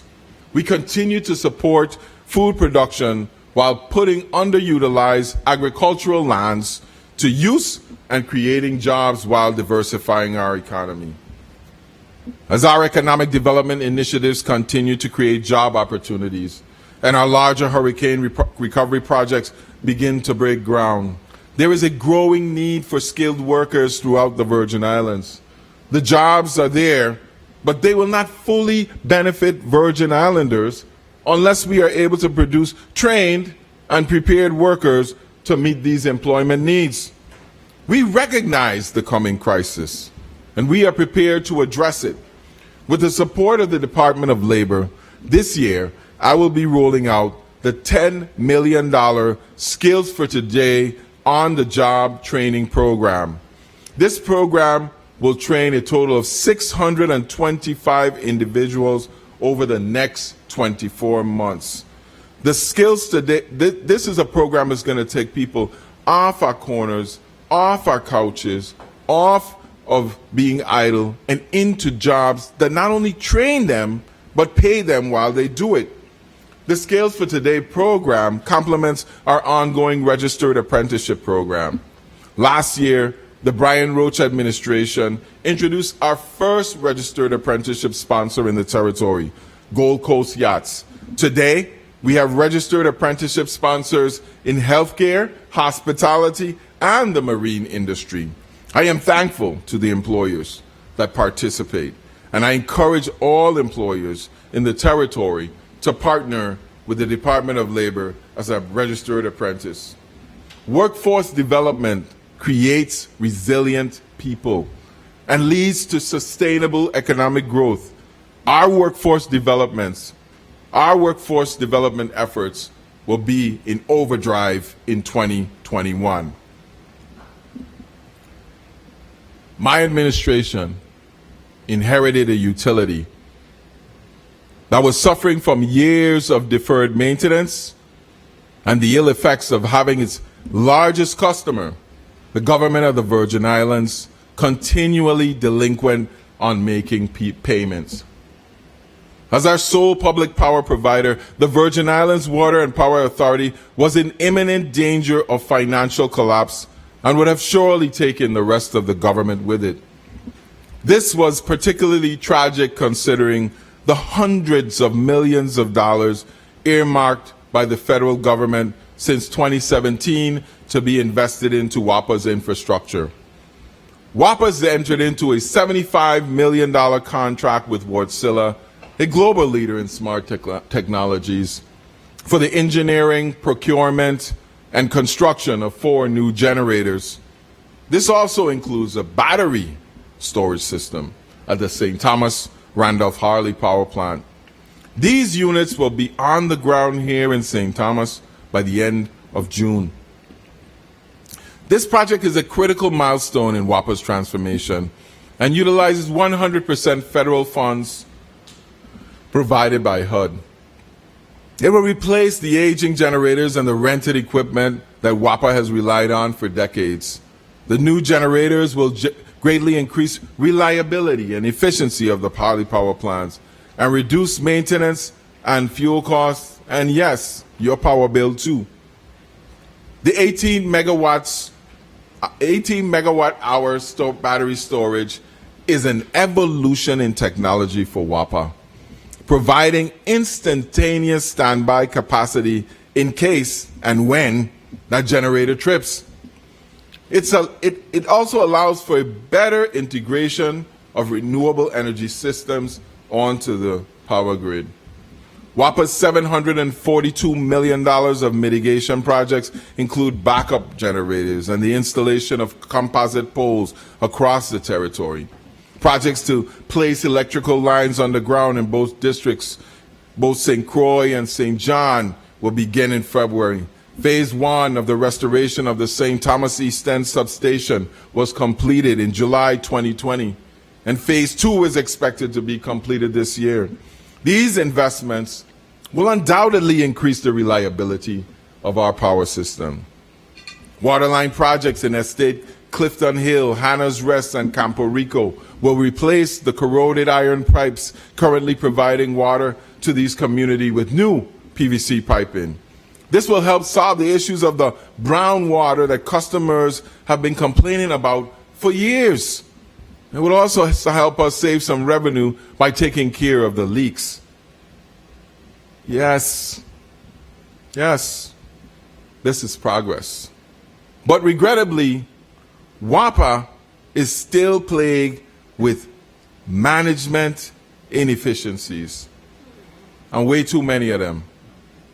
WAPA has a tremendous opportunity to transform itself if it can only overcome its immediate challenges. Most glaring is its failures within their billing system. Despite the installation of smart meters and automated metering infrastructure several years ago, we are still faced with delayed and estimated billing and billing errors. This administration has given the authority stability and the support necessary to make changes. We are encouraged by the improvements to date, but our customers deserve better. I have called on WAPA's board to fully investigate the lingering issues and demonstrate accountability. Give ratepayers reasonable rates. Customers must feel confident that what is billed is what is owed. Maintenance of our roadways is a constant effort.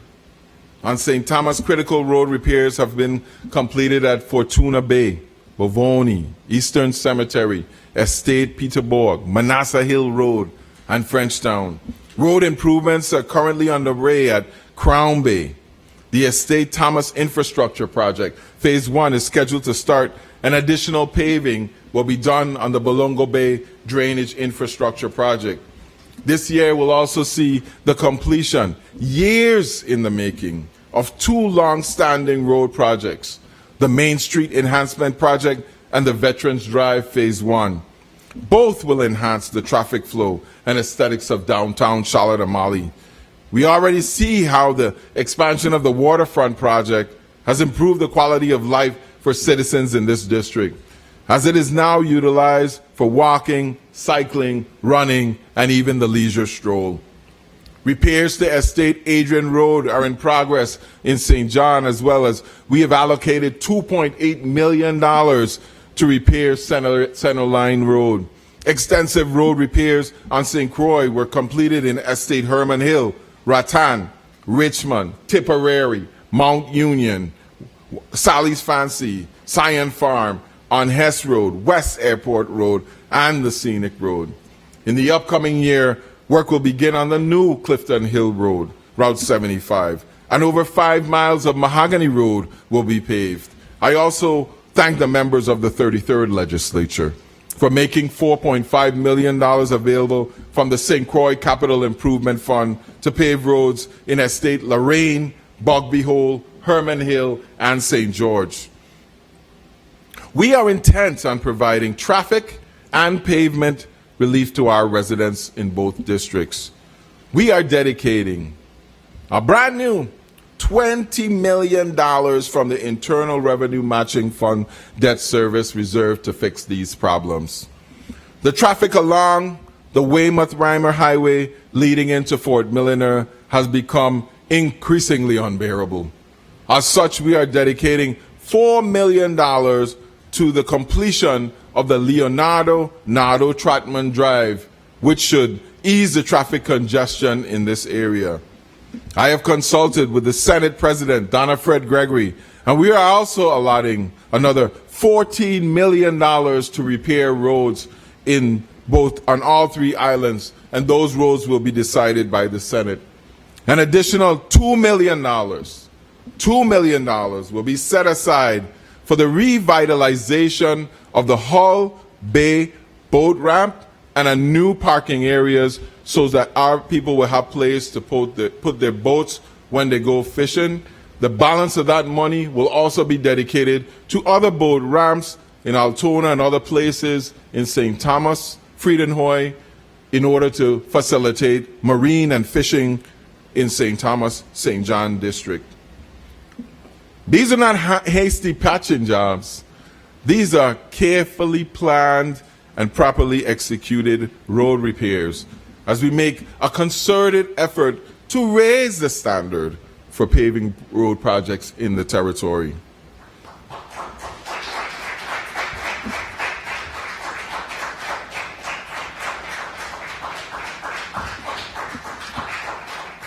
The Virgin Islands Port Authority continues to make major investments in our port infrastructure. Not talk, not plans, but completed projects. 2021 promises to be another busy year for the Port Authority. Construction has begun on a $24 million cargo terminal and dock improvements at St. Croix, Gordon A. Finch, Molasses Pier. When the project is completed later this year, all cargo operations will move from Gallows Bay to the Molasses Pier. Gallows Bay Port will then realize its full potential as a premium passenger facility catering to mini cruise ships and luxury yachts. An $8.6 million terminal expansion and modernization at the Henry E. Rosen Airport is underway, I thank the 33rd Legislature again for supporting this project by appropriating $1.6 million in local matching funds. This project will upgrade the overall decor of the departure terminal and add modern amenities. Additionally, the National Defense Authorization Act, signed into law this past December, includes $11 million for the construction of an administrative building and $28 million for the construction of an Army aviation support facility at the Rolston Airport.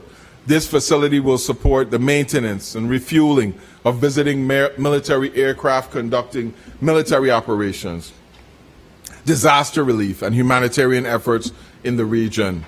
Within the next month, the Port Authority will begin work on the $26.8 million transportation center at the Sara Lee King Airport, with more than 600 parking spaces and a dedicated location for ground transportation and car rental operations. Construction also begins this year on a new U.S. Customs and Border Protection facility at the Herman V. Fredericks Marine Terminal in Red Hook.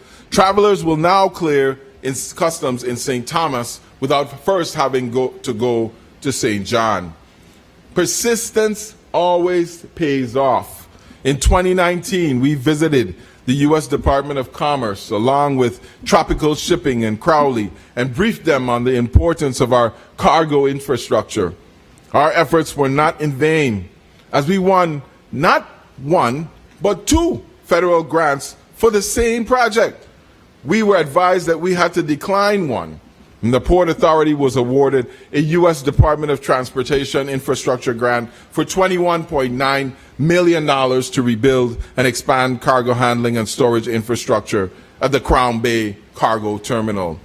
Crown Bay serves as a major shipment port for cargo being shipped to many of the other Caribbean islands. We expect that construction to begin this year. This expansion at Crown Bay will be complemented by the redevelopment of Adelita Cancrine and adjacent properties for port expansion. Rents generated by these new properties will be reinvested in the Department of Education school maintenance program, making this a win-win for the Virgin Islands. My administration continues to clear a pathway to prosperity by making significant investments to modernize our infrastructure.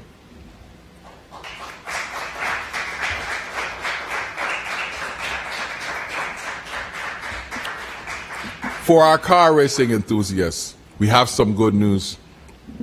We appropriated $500,000 last year to restore the racing surface and secured a generous donation of an additional 2.57 acres of property from the adjacent Renaissance Park to expand the facility. I want to thank Renaissance for their donation. I will submit to the Senate President a request for approval to use the Community Facilities Trust account at Diageo for an additional $675,000 to make necessary track improvements. With that appropriation, car racing will officially return to the U.S. Virgin Islands. The contract for the operation of our racetracks between the government and the VIGL operations that was ratified by the 31st Legislature in 2016 has been plagued with legal problems from the very beginning. As a matter of fact, before they even passed it, they knew that it was full of problems. Firstly, the former operator on St. Croix, Traxco, had their agreement prematurely terminated and sued to reinforce their rights. The settlement of the lawsuit granted Traxco authority to run the Racino on St. Croix for 2 years after the VIGL agreement went into effect. Then the FAA questioned the use of the property at the Randall Doc James track for non-aviation purposes. We went to bat for that, and we got through. The construction permits were held up until the Port Authority could resolve that matter. After that, the coastal zone management permits were issued, and the permit for Clinton Phipps Racetrack was appealed to the Board of Land Use Appeals.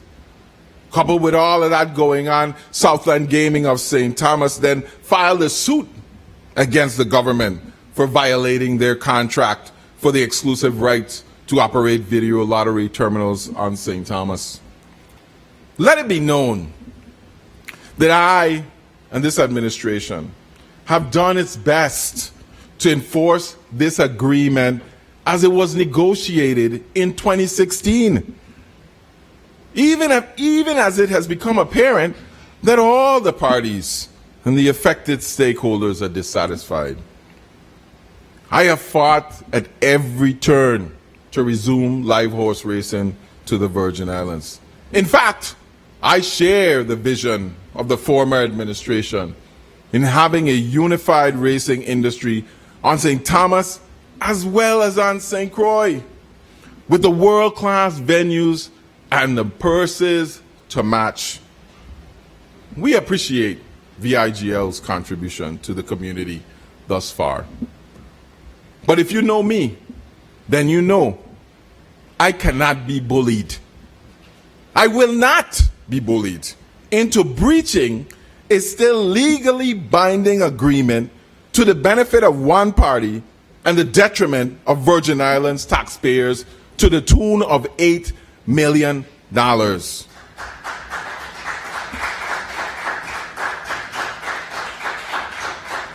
Nor will I negotiate modifications to the agreement in the media.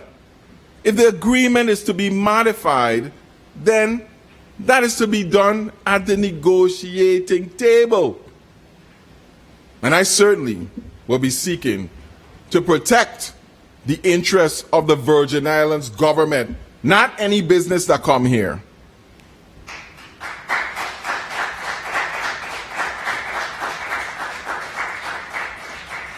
This matter is currently in the court, and we are in mediation. And I really hope that this process resolves the disputes so that horse racing can return not just to St. Croix, but to the entire Virgin Islands. Thank you. Likewise,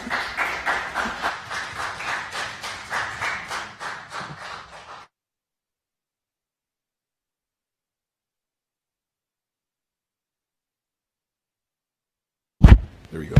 Likewise, we continue our efforts to reconstruct Polly Joseph Stadium. While at times I have expressed my concerns about the rising costs of this project over the last 6 years, it went from 14 million to 40 million. But I have never wavered from my commitment to see this project finished.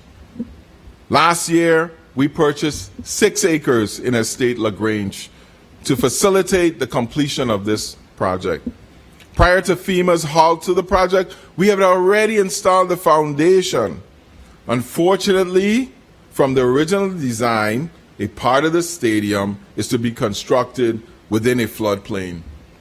This has added some degree of complexity to this project. We anticipate that FEMA will approve the conditional letter of map revision, or CLOMAR, like you heard people referring to.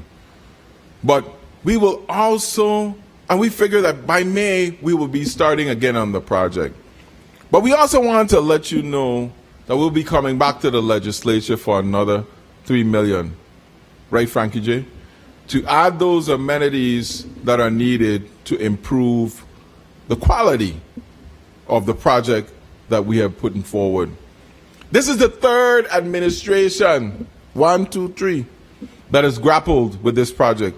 But trust me, this time we will get it done.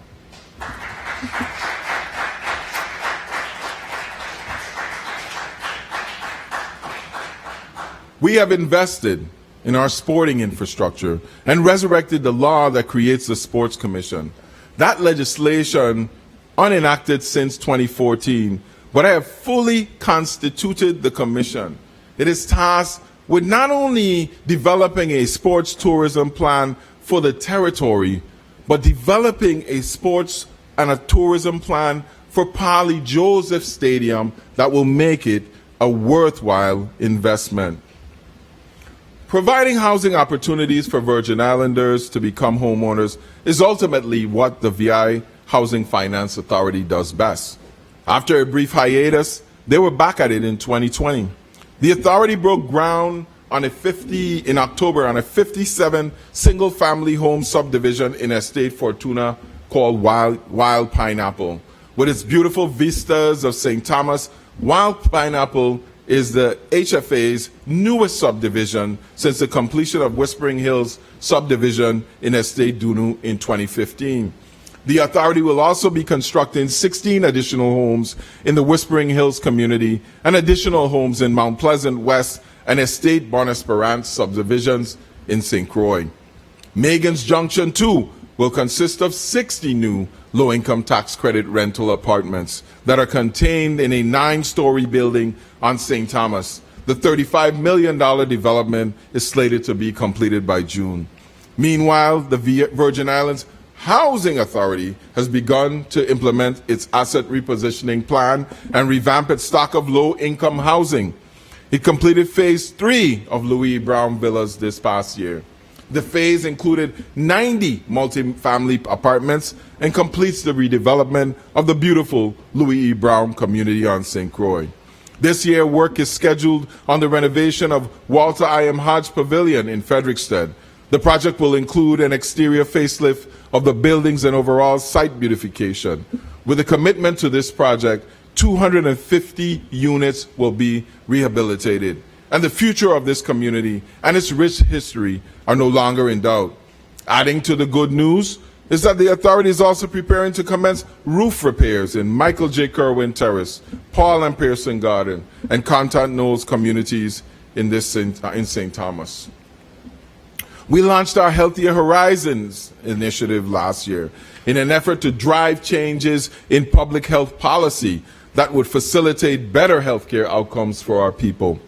The cornerstone of that effort was our comprehensive legislative proposal to address the needs of adults and children in the Virgin Islands who suffer from behavioral health challenges. We refer to that legislation as the Behavioral Health and Developmental Disabilities Act. The bill clarifies the roles of the Departments of Health, Human Services, VIPD, the Bureau of Corrections, and other agencies that work with persons with behavioral health issues. It facilitates the expansion of behavioral health services in the territory and addresses the collaboration of the public and the private partners. This important bill helps us to get a grip on not only behavioral health issues, but on the chronic homelessness and danger to the community that often results from these behavioral health issues. We sent that legislation to the 33rd Legislature on January 19, 2020. An entire year went by without the bill being afforded a hearing. Many stakeholders have contributed to this effort and support the implementation. As such, we have resubmitted this legislation. I remain hopeful that the members of the 34th Legislature are sufficiently concerned about the matter of behavioral health to finally give this bill a hearing and a proper consideration. We continue to advocate for the Senate action to integrate emergency medical services with the Virgin Islands Fire Service. Action on this legislation is critical to the health and well-being of our residents. Having fire and EMS respond from strategically positioned stations will enable our first responders to reach those in critical needs in a shorter time and may save lives. It also augments the staffing available to provide emergency medical response. The model is already successful, and in effect, on St. John, year after year, we continue to witness instances that had this been done, most of those Virgin Islanders who got into trouble would have been alive today. Governor Juan Luis signed Executive Order 233 in 1979, providing for the licensure of emergency medical technicians in the Virgin Islands by the Department of Health. To this very day, 41 years later, the executive order remains the sole legal authority of emergency medical services. in the Virgin Islands. My office, the Department of Health, and the Division of Fire Services have spent considerable time leading a multi-agency effort to plan and coordinate fire EMS integration. We have thought through the budgetary concerns, operational concerns, collective bargaining impacts, and legal framework necessary to do this successfully. That coordination is embodied in the bills we have drafted that both effectuate the merger and create a system to regulate the conduct of emergency medical services. In the absence of legislative action on those bills, I will be issuing an executive order to amend Executive Order 233/1979 and create the new integrated Virgin Islands Fire and Emergency Medical Services. Too many people have died. The time has come to make the change.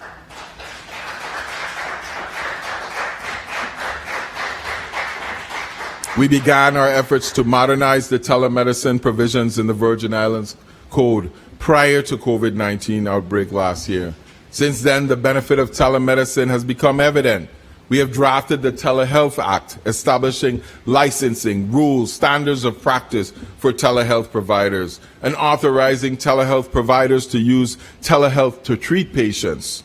This provides Virgin Islanders with increased access to healthcare options from remote providers. We will be submitting that legislation for consideration by this body. The Association's health plan is a new path for hardworking Virgin Islanders to access healthcare coverage by giving choice and competition in the territory and strengthening the negotiating power with providers from larger risk pools. This plan allows small businesses to band together to purchase the types of coverage available to large employers. And still, these will be less expensive and be better tailored to the needs of that small business. Business owners without any employees can join the plan and get health care insurance for them and their family. The Office of the Governor has been working to vet health insurance carriers to provide coverage for the Association's health plan members. 5 organizations have already opted in as members: the St. Thomas, St. John, and the St. Croix Chambers of Commerce, the USVI Hotel and Tourism Association, and the VI Bar and the VI Realtors Association. These are just 4 of the 11 measures that we are championing as part of Healthier Horizon initiative. For while we can have paid people, it's no good if they're not healthy people and they're enjoying their livelihoods here in the Virgin Islands. The Virgin Islands Police Department continues to improve its performance in addressing violent crime. Last year, FIPD arrested 21 homicide suspects. That is progress when compared to prior years. Sadly, many homicide suspects are themselves murdered before they can be brought to justice, leaving friends and families of the victims with no closure. Through traffic stops and other initiatives, we took 175 illegal guns off the streets last year. More importantly, those stops flagged numerous individuals who were engaged in the irresponsible act of purchasing and carrying guns that were unregistered. Also, we are pleased to say that VIPD demonstrated its resolve by arresting for the first time on a New Year's Eve night 8 individuals and confiscating 17 unlicensed firearms on New Year's Eve. Never before happened in the Virgin Islands. We have zero tolerance for the celebratory gunfire that unnerves and endangers us, our residents, every year on that day. We continue to employ technology to augment our limited human resources. This past year, we restored the ShotSpotter gunshot detection system, and the first phase of our public surveillance camera system will be operational this summer. Additionally, our federal partners have also provided resources to assist our investigators in ballistic and firearms detection, working hand in glove, step by step, with our federal partners to make sure that we're making arrests and taking violent criminals off the street. We are stepping up our efforts to intercept firearms that are being illegally smuggled through our ports of entry, mainly our airports. To achieve this, we were forging partnerships with our airline partners and solidifying coordination among relevant enforcement agencies. We look forward to submitting legislation to complement our efforts. The proposed legislation seeks to clarify licensing requirements and declaration processes for transporting firearms, ammunition, and accessories into the territory. Further, we will seek to require 24 hours notice of intent to import firearms into the territory to facilitate VIPD search and declaration and arrest these people at the airport. The Virgin Islands Police Department is chronically understaffed. Every single governor has said that. We are simply unable to recruit and train officers fast enough to replace those who are leaving the force. However, we have developed strategies to augment VIPD's law enforcement presence while we pursue more long-term recruiting strategies. Last year saw the active return of the police auxiliary. The auxiliary has already onboarded its first 6 officers and has 20 more on the way. Auxiliary officers serve as police officers doing small policing around the territory. This year we are introducing the Community Service Officer Program. This program will give individuals interested in law enforcement careers and opportunity to serve in the entry-level patrolling positions without first going through the peace officer training regimen. We're using these people for COVID management and parking tickets and general traffic control. The Virgin Islands government is hiring. We are hiring police officers, police auxiliary, and community service officers. Additionally, we will soon implement a mandate requiring peace officers throughout the executive branch to serve at least 16 regular hours, non-overtime per month on patrol with VIPD. This will drastically increase VIPD's presence, manpower, and policing capabilities. Our police officers need support, and we are working hard to get them the resources and manpower they need. But as we work to increase our law enforcement capacity, we recognize that the causes of violent crime are rooted in socioeconomic challenges confronting our community. As such, purely law enforcement approach to violent crime is reactionary and ultimately ineffective. We know it is a very small minority of individuals who drive the majority of violent crime activity in our territory. Therefore, we must tackle this problem with a targeted, community-based approach that provides strategically resources and the support for our at-risk neighborhoods and our at-risk individuals. The 33rd legislature took up the consideration of the creation of an Office of Gun Violence Prevention and passed the measure during their final session. I signed this legislation last week, and it is now law. This office will lead a community-based partnership between law enforcement, social service providers, community leaders, the clergy, and others in an effort to interrupt violence before it leads to bloodshed on our streets. I want to say a special thank you to former Senator, unfortunately, Myron Jackson, for really pushing and make sure that we got this measure before he left office. We have aggressively been pursuing solutions to violent crime in our community. But as Virgin Islanders, we must also be willing to hold each other accountable. This past year saw increased use of Crime Stoppers, which led to apprehending criminals and solving crimes. If you see something, say something. It's more than a catchy slogan. It's a call to action. It begins with you simply calling 911 to report gunshots fired in your location. You are a critical resource to combating criminal activity in our community. We must stop accepting and embracing the criminal element living amongst us. We must let them know that their chosen lifestyle is destructive to the culture and the values that Virgin Islanders pride themselves on, and it will not be tolerated. We must commit to making life as uncomfortable for them as they make it for us. Those residents harboring, enabling, and benefiting from persons participating in illicit activities will also be sought out and prosecuted to the fullest extent of the law. As leaders in the community, senators, I urge you to join me in making that as clear as possible to our constituents at every opportunity you are given to. We have to stand as one community against crime.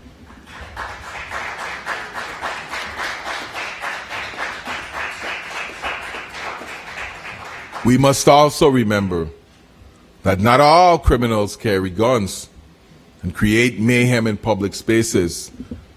Some criminals conduct their business very quietly by trafficking drugs, embezzling money, defrauding government systems, or receiving kickbacks on government contracts.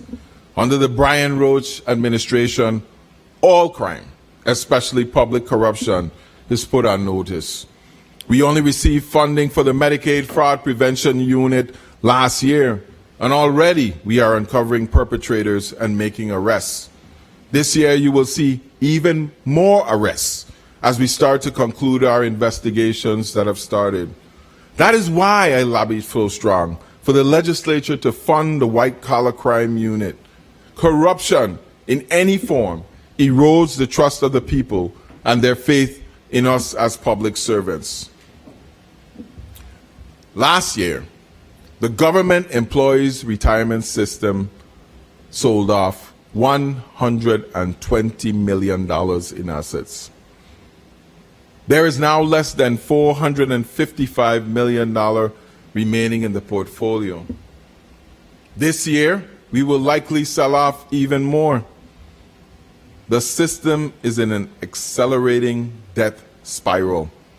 And for every day that goes by without taking definitive action to reverse the failing of the government retirement system, the decisions that ultimately need to be made become more painful and more costly. We all know this. We should also know that if the pension system fails, it will affect far more than just the annuities of the retirees. The entire Virgin Islands economy will suffer the loss of over $200 million annually. Last year, I went to the legislature 3 times in an effort to reduce our debt and contribute over $400 million in cash to our ailing retirement system. The refinancing of our debt would have given us the opportunity to take a significant step towards solving this problem. The original 2 measures that would have allowed us to realign our debt for more reasonable payments in the first 10 years. Yes, we would have to repay more in the last 10 years. But realize that there is no way out of this problem that is not a painful one.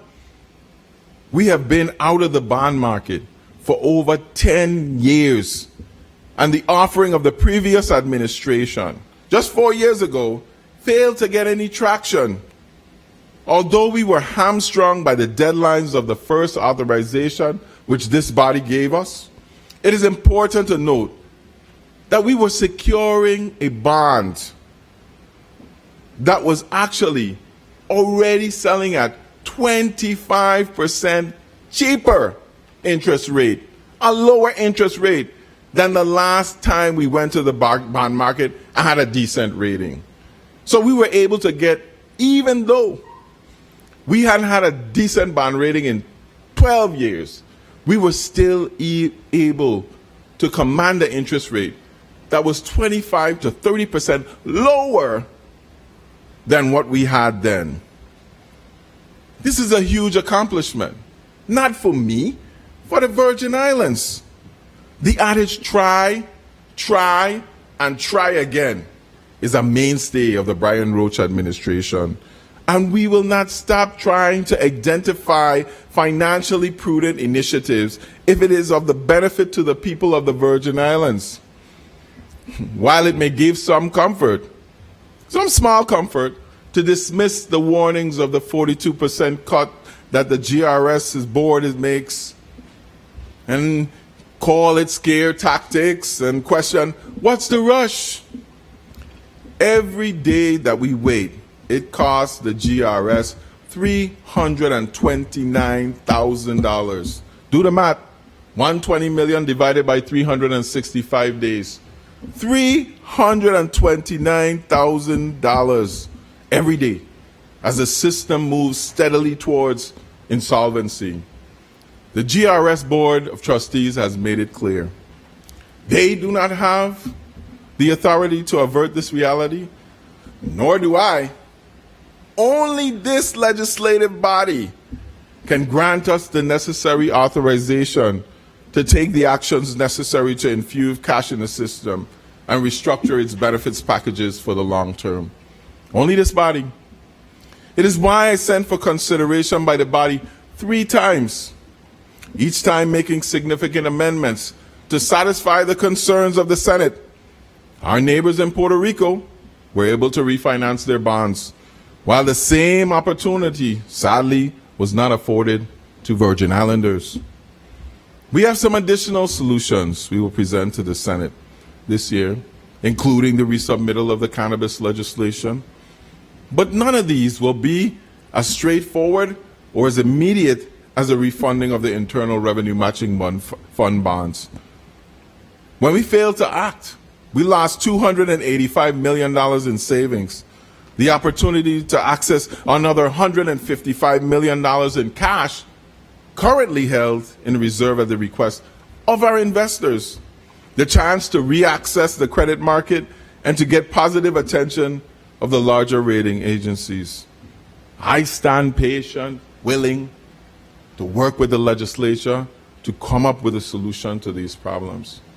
But let's make sure that we work together because the people are counting on us. What a year. What a tribulation. Thank God 2020 is over. Over the last year, we have seen a global pandemic, national instability, riots in our city because black lives, they do matter.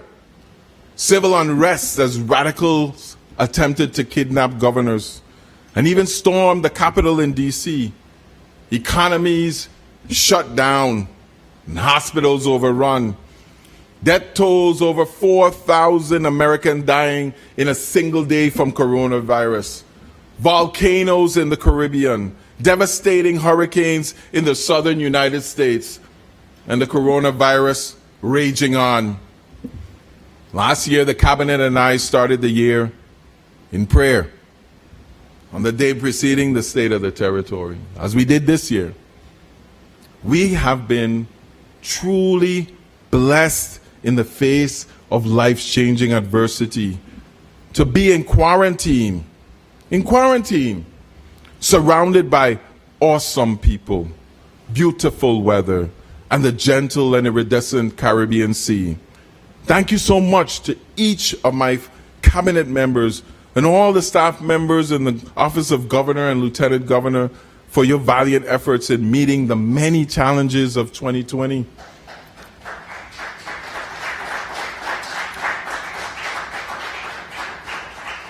All of our fears about our coffers running out, payless paydays, government layoffs, 4-day work weeks were dismissed as we saw this administration, conservative money management techniques, diligent tax collection, and the support of you, the people, pay off, working together. As many in this great nation wonder and ponder on how they will make it through this year, 2021. In the Virgin Islands, we have a real plan, and we are confident that we can execute on it. With the help of this body and the support of our people, we will continue to be successful because we lead the Caribbean and the nation in pandemic management, and we will become leaders in other rights and other endeavors. It is contrary in our culture to acknowledge that we are indeed doing well. Ask any Virgin Islander, how are you doing today, man? You are likely to hear, so, hanging on, idea. Not as good as you. Así, ni bien, ni mal. But the reality is, we must start to acknowledge that in most instances, not in all instances, but in most instances, we are better off than most, that our cup is half full as often as it is half empty. We must recognize that today is a great day, and tomorrow promises to be even better. We must not hesitate to acknowledge that we are a blessed people with a long legacy of overcoming challenges, great challenges, by God's mercy, His grace, and our resilience. During the January 20th inauguration of Biden-Harris, we watched with great pride National Youth Poet Laureate Amanda Gorman recite her poem, "The Hill We Climb." But her words, they not only ring true in D.C., you hear everybody posting them on Facebook and sending them to one another, they have to ring true here at home. There is always light, if only we are brave enough to see it. If only we are brave enough to be it. We are resilient, and our territory is resurgent, succeeding against the odds and preparing for the next 20 years of progress. God bless you, and God bless the Virgin Islands. Thank you.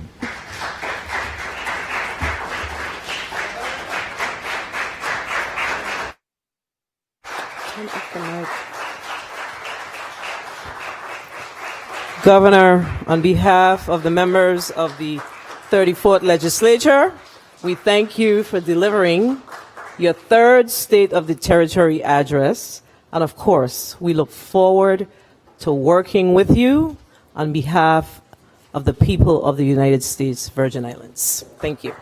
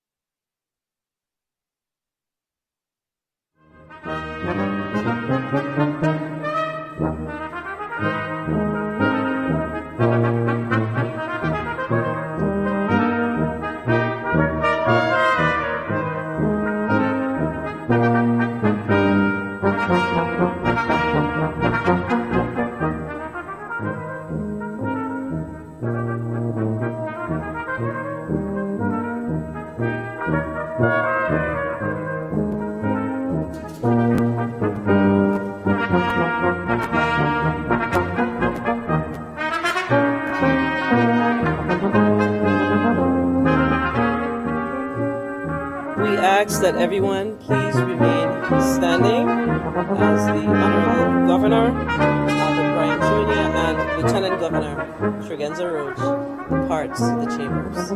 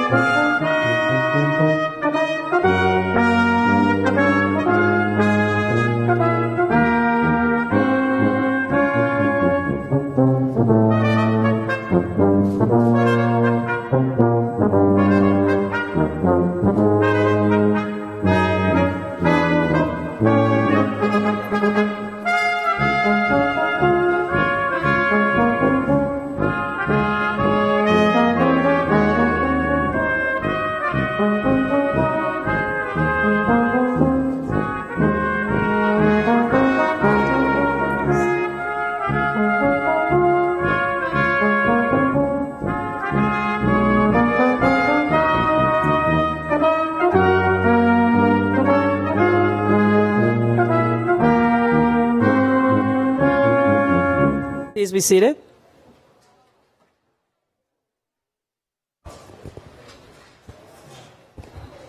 As we wrap up this evening's proceeding, I wish again to thank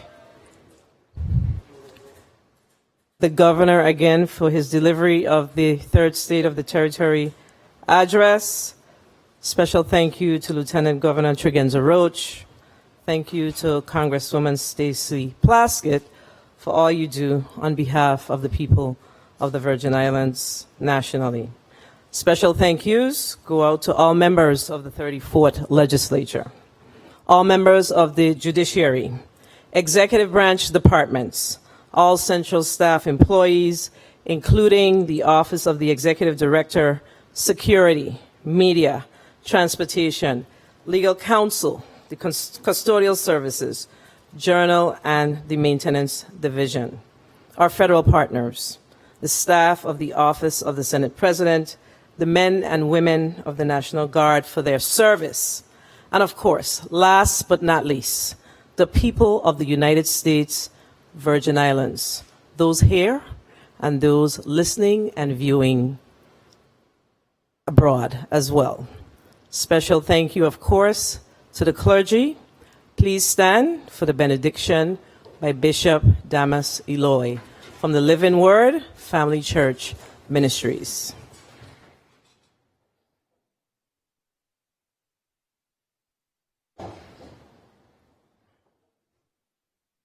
Called the State of the Territory Address. We thank you for attending, and we are delighted to be here to do the benediction for the hour. Our Father, who art in heaven, hallowed be your name. Your kingdom come, your will be done on earth as it is in heaven. Thank you that every activity went well. Thank you for our governor, Mr. Bryan, who gave us the State of the Territory address today. Lord, we thank you. Thank you for all the plans and items mentioned will be guided and guided by you and your plans and purposes for these beautiful Virgin Islands. Thank you, Lord. Now, Lord, continue to keep your mighty, precious, caring hands on all our leaders, our governor, lieutenant governor, the president of our legislators, the senators, commissioners, and all employees of the government of the United States Virgin Islands. Now, Lord, bless also these territories. Keep us and protect us from harm, danger, accident, sudden death, from floods and storms and fires, in the name of the Lord Jesus. Now we thank you that everything that has been discussed will be fulfilled by your mighty power and guidance. Now, the Lord bless you and keep you. The Lord cause his face to shine upon you and be gracious unto you. The Lord lift up the light of his countenance upon you and give you peace. Peace in your hearts and peace in your home.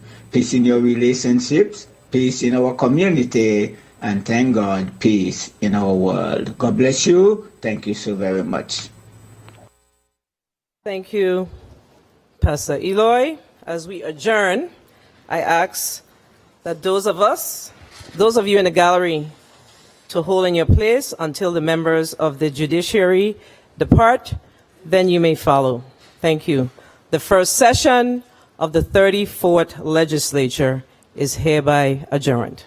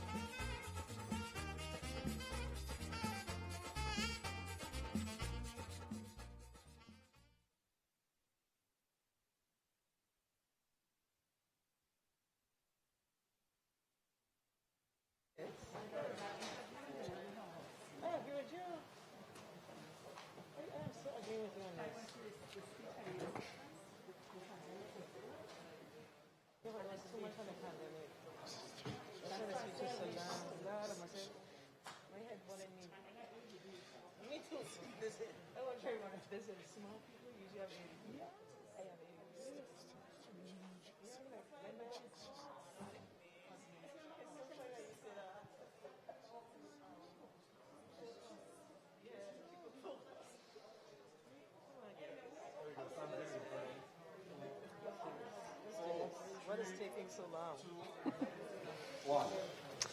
I'm Africa Harrigan for Legit TV. Joining us, of course, is Jonelle Alexis Jackson. Today was a very eventful day. Earlier today, members of the 34th Legislature convened a legislative session to conclude organizing the body. Moments ago, Governor Albert Bryan Jr. delivered his third State of the Territory address speech. And now we're ushering into the Senate reactions, getting the senators' reactions to the governor's speech. Joining me is our Senate President, Senator Donna Fred Gregory. How are you? I'm well. Thank you. What are your thoughts on the governor's speech? I thought that the governor's speech this evening was a bit optimistic. I thought it was, of course, lengthy, but there was a lot of detail in his speech about a number of his priorities. But what I think that is really most important here is the importance of the governor really working with the 34th legislature in order to implement much of what he indicated this evening. Again, I noted that there was a lot of it seemed lofty, but implementation and success is heavily dependent on the work that he does with the legislature of the Virgin Islands. In March of 2020, the governor declared a state of emergency for the territory. Then he eventually mandated the wearing of masks, and now we're to the dissemination of the vaccinations, also known as Operation Warp Speed. On a rate from 1 to 10, 1 being the lowest and high being 10 being the highest, how would you rate the overall management of the COVID-19 pandemic in the territory? Well, of course, that was not a part of the governor's speech as far as us rating it, but I will tell you that he did provide about 6 or 7 pages on the work that he's done with the COVID-19. So I will give him a 9 on that. Yes, I would rate him on a 9 because a lot of effort went into it. The Department of Health, the Vitema department, and a number of the other emergency personnel, they've done an excellent job in trying to secure us as it relates to the COVID-19 situation. And you continue to see that work around the COVID-19 is prevalent here in the territory, so I will give him a 9. One of the things that the governor mentioned in his speech was that the government of the Virgin Islands is delinquent in their payments, as well as WAPA is on the verge of collapsing, and management is one of their biggest issues. What are your thoughts on that? Well, I don't know that he noted that the government is delinquent on its payments. I think he noted specifically that over the years, the government has been delinquent in its payments. But I strongly believe, based on the appropriations that are provided by this body, that should not, in fact, be the case. You are aware that there is a single-payer system. Now, the situation with WAPA, he did acknowledge finally that there are issues with the management at WAPA. And we, of course, in the 33rd legislature, myself and several of my colleagues, we brought legislation around oversight of WAPA. And it sounds as if, based on his discussion this evening, that although he vetoed the bill, he's utilizing the information that was provided from our oversight bill to, in fact, work with WAPA and its board to address some of the many of the deficiencies that are occurring in WAPA at this time. Was there anything in his speech that you would have wanted him to mention tonight that he did not? Well, I think that for me, of course, you know that I'm big on education. And he did talk about the fact that in 2020, he was looking to reforming education. But we really didn't hear how. Of course, the pandemic hit. And I think that while the pandemic hit, the administrators of the Department of Education had time, in fact, to begin to really look at the K-3 issues that we have in the territory, vocational education. He did talk a lot about workforce development, but unless and until we truly address the issues that we have with vocational education here in the territory, I don't know how successful we'll be. So education for me is a big issue, and I really think that it's important for the 34th legislature to really keep an eye on education. Thank you. Jonelle? Thank you so much, Africa. I'm here tonight with Vice President Novell E. Francis Jr. of the 34th Legislature of the Virgin Islands. How are you this evening? I'm fine, thank you. How are you? I'm well. As we all know, we had a lengthy address by the governor this evening. What are some of the key points or most notable points that jumped out at you throughout his address? Well, first of all, I want to thank the governor for presentation of the State of the Territory in 2021. Is in fact his third State of the Territory address. And I must say that I join in commending the administration and the COVID task force for keeping us safe. I believe that the tremendous amount of work that went into the heavy lifting that was required, some very decisive action that was taken to make sure that we remain safe and contain the COVID virus. We saw that there was some tough decisions that needed to be made. They continue to be at the forefront in providing the public with the necessary information. The action that was taken at the airport and everything else, I believe, helped. And I truly believe in the Caribbean that we're part of one of the leaders in regards to the containment of the COVID pandemic that have plagued the rest of the nation. So I want to commend the administration for that. And certainly the governor's presentation this evening was somewhat optimistic. I may see it a little bit differently because, of course, I hear from the people on the ground and represent the people, and there's a lot of complaint that comes in to my office from time to time. But the governor delivered optimistic speech, very, very verbose. It's a long speech, but nonetheless, I believe that he conveyed what he wanted to convey to the public.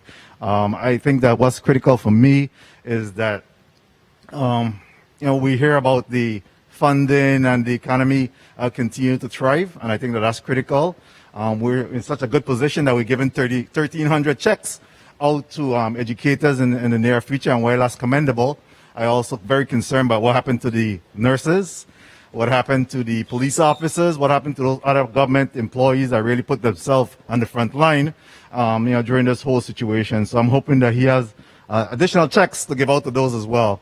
I believe that the governor also spoke to a number of initiatives that he intends to deploy in 2021. I'm looking forward to those because I believe that 2021, from all accounts, will be a good year for us all. So I believe that certainly we're looking forward to that.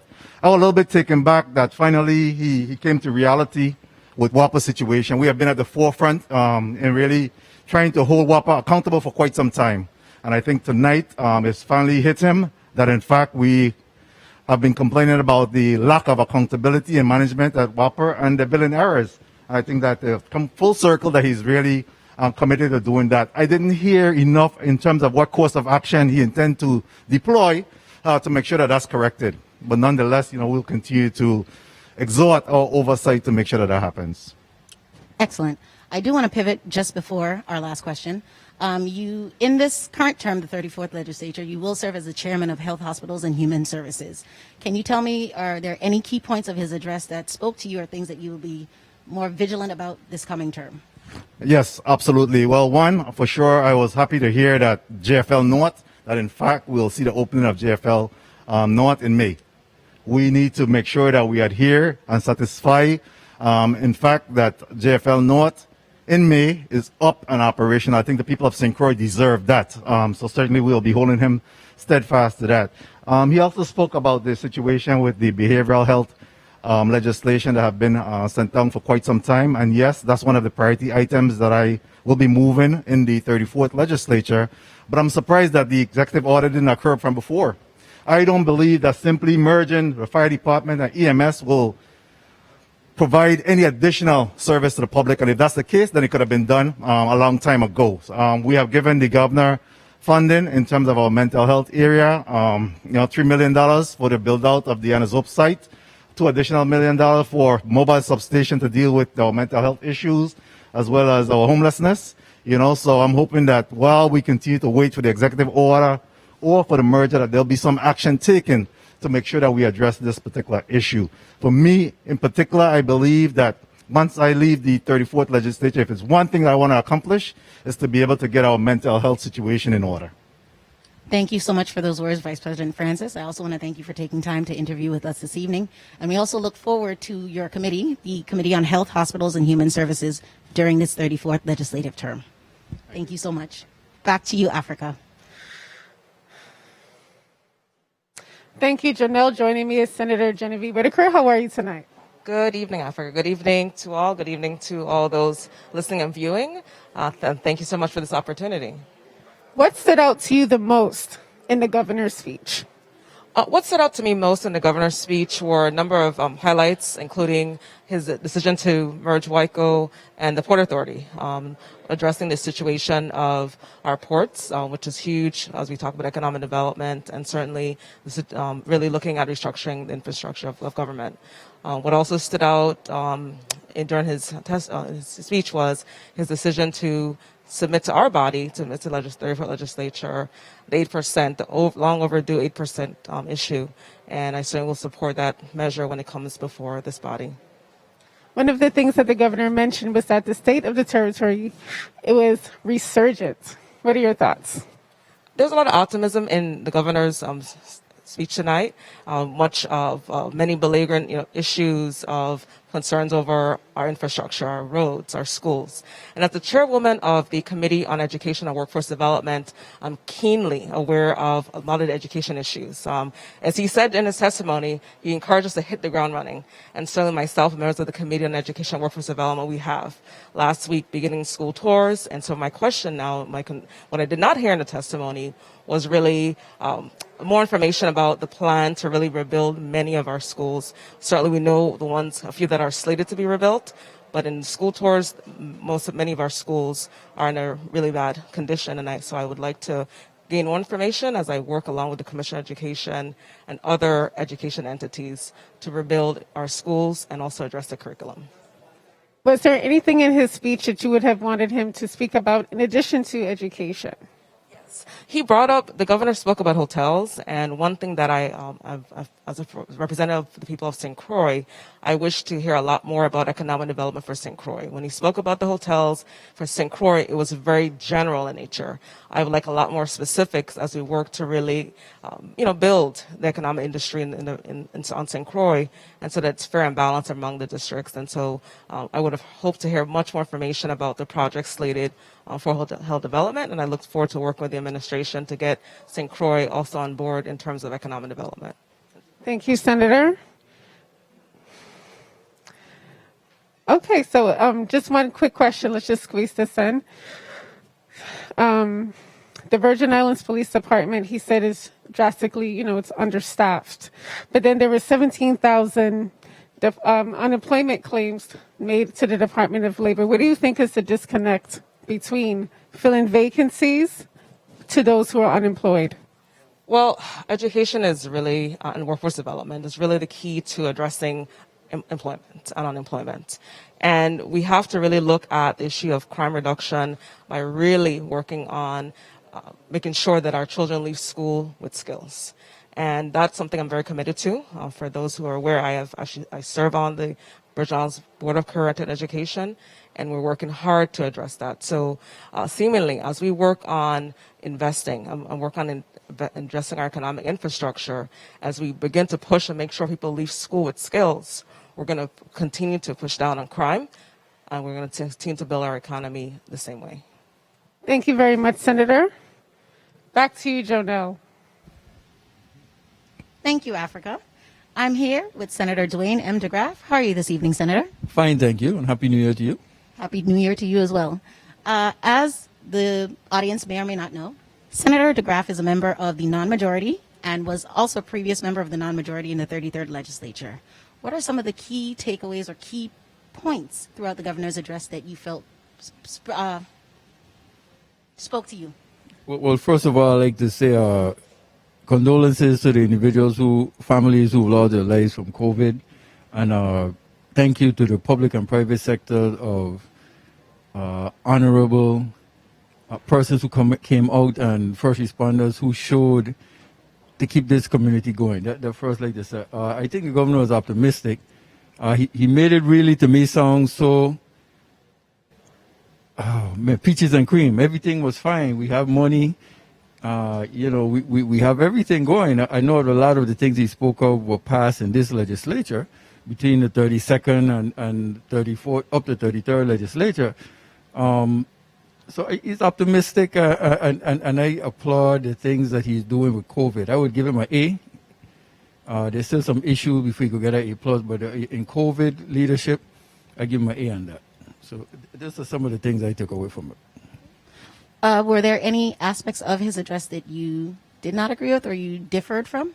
Well, not to say disagree with or differ. I would like to see something done with Charlotte Kimmelman to get that going again. I would like to see something done with our trash situation and how terrible the islands are. Need to clean up still. Crime is still an issue.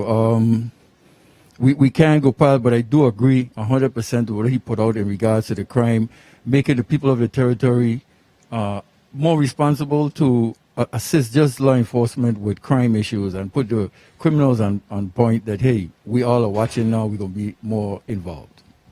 Noting your background in law enforcement and public safety, what are some things that you feel could be a little bit more, the governor and his administration and his cabinet could be a bit more vigilant with as it relates to the territory's public safety? Well, if based on what the governor said, he said it in a nutshell. We have to get a community involvement. How we go about doing it, we have to go out and build trust again. We see so many issues involving police officers, involving crime, drugs. We got to get past these situations and let the people know this is not the Virgin Islands Police Department, the mandates of the department. Just some individuals who choose to do wrong, and they'll pay their price regardless of one way. But the people of the Virgin Islands need to know that, hey, we still support the police department and what it stands for, to serve and protect. Agreed. I do want to pivot to one last question. Pivoting back to the COVID-19 pandemic itself, how do you feel about the onset of pre-existing conditions and conditions that may appear as a result of COVID-19? In the matter of those things, how do you feel like we have been doing in the vaccine distribution and things of that nature? Like again, it's being that this is a pandemic of biblical proportions. The things that the Virgin Islands have done, the governor's administration, and the things that we've taken part in doing, has led. And I do agree in terms of our numbers are down in terms of deaths. To hear that we generated so much money in the last fiscal year, I want to make sure that you don't paint that grim picture to GERS. Because, again, we have legislation that was passed, and I may have been stray, but legislation that was passed, let me get it out on the record, Act 8383, for any additional revenues generated, a portion of that 50% should go to the GRS. So let's not look at one way and don't say the other. There is existing legislation to put money into GRS to assist them. And again, back to COVID, I think he did an A of a job, A+ with fine-tuning some of the issues that we have. Thank you for those sentiments, Senator DeGraff. I want to thank you for taking the time to speak to us here at Legit TV. You're most welcome. Thank you very much. You're welcome. Back to you, Africa. Thank you, Janelle. Joining me is Senator Milton Potter. How are you tonight? Excellent. How are you doing? I'm doing pretty good. So what are your thoughts on the governor's speech? Well, I think the governor really, as far as State of the Territory speeches go, he gave a pretty optimistic speech, very positive. Highlighting most of the his perceived accomplishments of his administration. So it was very optimistic. It was very positive, and that is what you expect in these types of speeches. One of the things that he mentioned was that the COVID-19 pandemic, he would say that it's resurgent as far as the state of the territory. Do you agree with that? That the state of the territory is resurgent? Yes. I would say that yes. I mean, meaning that we are in a process of making some gains with respect to coming out of the COVID-19 pandemic.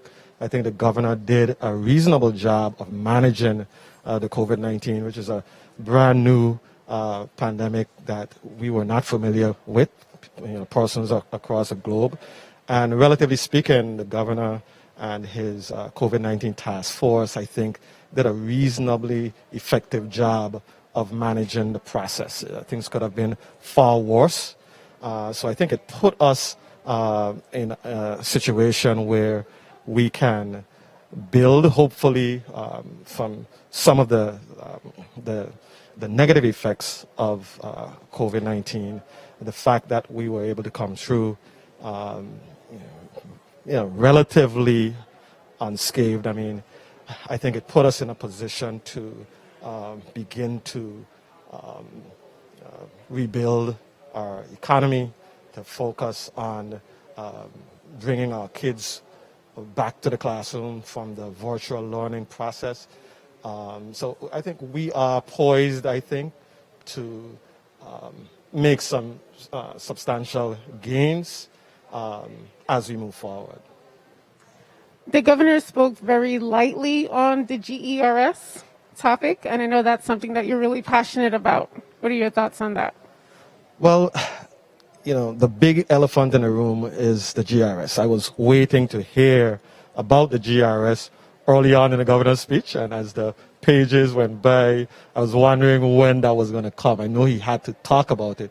He mentioned the Special Purpose Vehicle Initiative that he put forward a number of times that was not successful in this body, and that he would continue to move forward with proposing initiatives, but that it is this body that he is going to rely upon to make some major monetary initiatives to help rescue the GRS. What I think we need to do as a body, I think that we must, at this point, given the urgency of the situation, we must come together, meaning to put together a GRS Solutions Summit, not to be confused with a task force, but a solutions summit, the goal of which, and I think we ought to do that in the month of February, the goal of which would be to develop meaningful, specific, implementable solutions to at least buy 5 years of life from the system while we focus on a more long-term solution. I think our retirees have been dealing with COVID-19 and the anxiety of that. And now they are dealing with some significant anxieties with regards to the possible collapse of the system. So I think a solutions summit initiated by this body, bringing in the GRS, bringing in the actuaries, bringing in GRS consultants, the governor, his key fiscal persons, to sit at the table to identify, let's open the books, let's see where we can reshift money, let's see where we can leverage federal dollars to offset some of the costs of identifying a meaningful revenues to buy at least 5 years of life right now for the system. I think that would be a good starting point to begin to, like I said, alleviate the anxiety of our retirees and begin to identify some meaningful and transparent way forward to rectify our issues with the GRS. Was there anything in his speech that he did not discuss that you would have liked him to?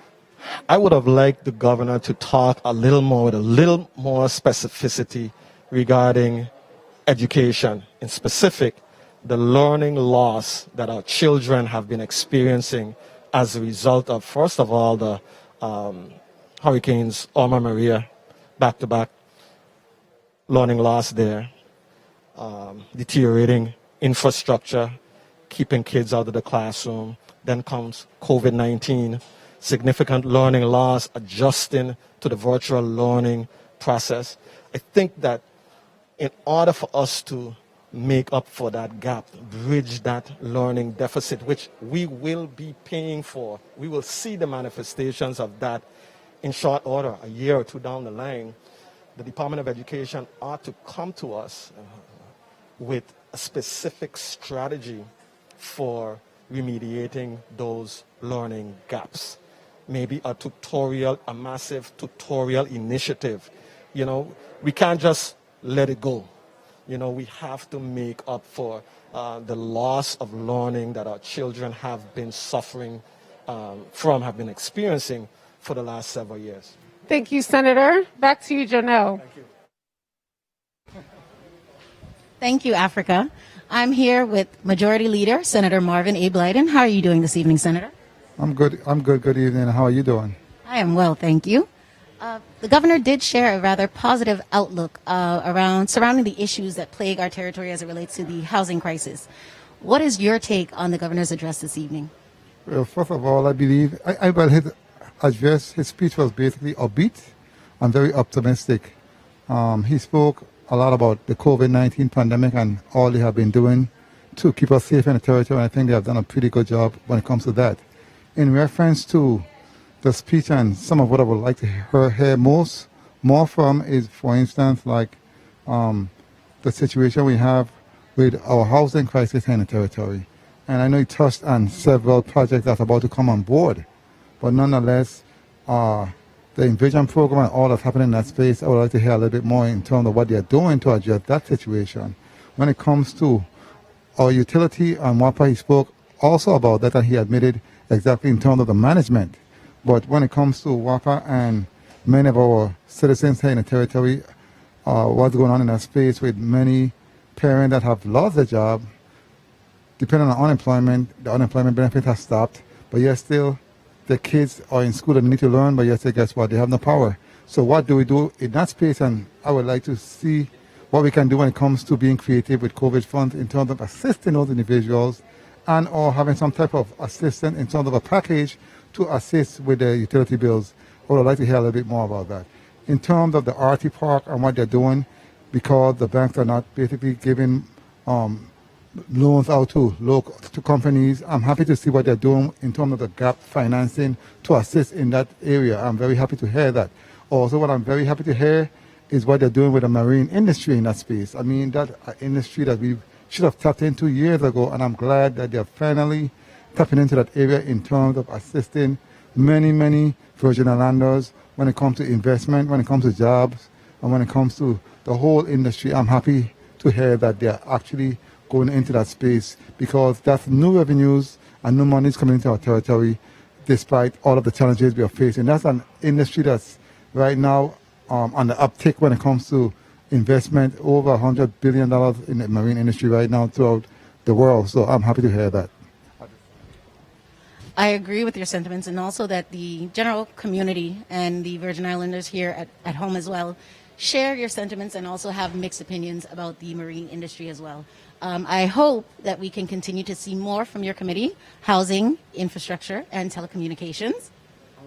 One thing I'd like to add, exactly, when it comes to telecommunications, I would have liked to hear something about that, because as you know, we have many challenges with that area when it comes to the merger with Liberty and AT&T, when it comes to folks not being able to have connectivity, calls being dropped over and over again. I would like to hear anything when it comes to that area, but nonetheless, we will dive into that as we move forward in the 34th legislature. I look forward to seeing more updates from your committee as well, and also on our segments through the chair. Back to you, Africa. Thank you, Janelle. Joining me is Senator Alma Francis Heiliger. How are you tonight? Hi, good evening, good evening. So what are your thoughts on the governor's speech? It was very optimistic. I was looking forward to quite a bit of what he had to say, and some of the things that he did share this evening were of a positive nature. There were certain things I was looking forward to. I didn't really hear discussed in depth, but overall, what he did share was very upbeat and optimistic. So what are some of the things that you would have liked him to discuss tonight? Well, he spoke a little bit about tourism and the starting of some of the programs that are going to be coming online. I think for me, during this pandemic, it would have been important, like we saw so many of our other Caribbean counterparts, really, while during the lockdown, was really marketing and pushing their destinations so that when they do come online, they're already part of people's thought process and ideas and minds in order to get the job done. Now, in terms of education, I know that that's one of the topics that you really champion. Was there anything that he spoke about tonight that really stood out to you in terms of education? Well, I was very happy to hear when he spoke about the renovation of Gladys Abraham, where the Wheatley Skills Center is going to be relocated to. I think a lot of times for me, vocational programs and the CTE programs are very important when it comes to the abilities and the learning skills of individuals in our territory. And as a committee member on education this past week, we toured some of the schools and we were able to really see all of the CTE programs that are online. I mean, from cosmetology to construction, all these different things. So between the school-age children and the adults who are going to be utilizing Wheatley Center, I was very happy to hear. My biggest concern with that as a senator is to make sure that the necessary funding goes to these types of programs, because you have a lot of teachers that are enthused in teaching our populace, whether children and adults, about a trade. But we have to make sure through the grants that we do receive that those fundings get to them in order to get the materials to utilize to teach our community. Thank you so much, Senator. Back to you, Jonelle. Thank you so much, Africa. I'm here with Senator Stephen D. Payne. How are you this evening, Senator? I'm doing excellent. What about yourself? Happy New Year, Happy New Year. Thank you. I'm doing well, as can be, in the midst of a pandemic. But just to pivot a bit, you are the chairman of the Committee on Homeland Security, Justice, and Public Safety. Based on the governor's address this evening, what are some of the most notable aspects that he mentioned under that committee or in general that piqued your interest? Okay, there were several areas that piqued my interest, but relative to Homeland Security or crime, I must commend the men and women of the Virgin Islands Police Department and the job they've been doing in getting guns off the street. They've been doing a yeoman's job, especially being that they have limited resources and limited manpower. But the governor made a statement in his State of the Territory that we've been echoing since the first time that the commissioner has come onto the scene. We need a comprehensive strategic plan to address violent crime. According to the governor, simply arresting persons after they commit a crime doesn't do anything to reduce crime. Gun violence is plaguing our community, St. Thomas, St. John, and St. Croix, but more so a tranquil place such as St. John that was so peaceful now is experiencing armed home invasions, armed robberies, daylight shootings, murders on an island that is relatively peaceful. So I'm truly hoping that going forward, we can sit down with the police department and come up with a comprehensive strategic plan that the governor himself spoke about. We cannot address crime unless we have a comprehensive plan to address it. And a spin-off of that, I heard my other colleagues speaking about the COVID situation. Commissioner Encarnacion and Dr. Sims have been doing an outstanding job getting information out to the community since the inception of COVID. I have personally seen them on St. John, St. Thomas, and St. Croix setting up workstations in the shopping areas so the persons can come and get tested. As information changes from the CDC, they make sure that the information gets out to the community. They have been carrying sound trucks to the different neighborhoods to ensure that the message gets out because they want to see the community safe. I must commend the Department of Health. You are doing an outstanding job. I came in from Florida a few weeks ago, and when I got to the airport, the soldiers of the National Guard had a system out to this world lineup. They checked every passenger coming off the plane, those who needed to go in a line for testing, those who had their result, those who needed to go wherever. They had a system in place. So Colonel Knox Limbacher, you have to commend your soldiers. They have been doing an outstanding job on behalf of the people of the territory.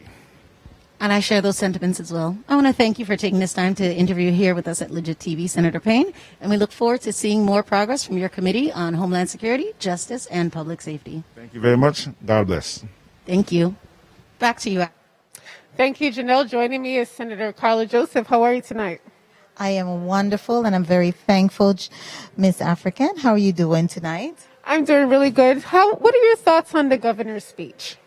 I really thought the governor was very upbeat, animated, and he really did well in his delivery of his third State of the Territory response.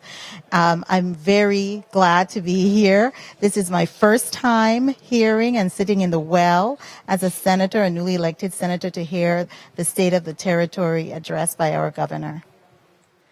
So far, we have 17,000 unemployment claims at the Department of Labor. And I know that workforce development is one of your biggest topics. What are your thoughts? I think we have a long road ahead.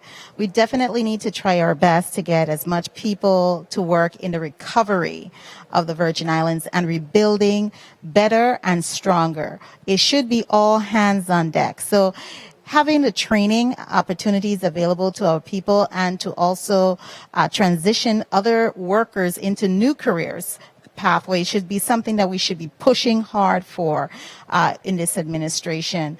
I think that's one of the key. We have a high unemployment rate still. It's about 8.8% compared to the national level, which is about 6.2. And then we haven't even touched on the number of persons who are no longer collecting unemployment, which is huge because we have all of the hotels that are, some of the hotels, not all, some of the hotels that are still not fully operational. Sugar Bay is not fully operational. Marriott is not fully operational. Keneal Bay, those are huge hotels and they're still not fully operational. So we have a lot of unemployed people who may not be collecting unemployment checks, but they are still unemployed. So that's what we have to really look at, those who are not counted in that number. One of the topics that the governor spoke about was WAPA, how they have a major management issue. What are your thoughts on that?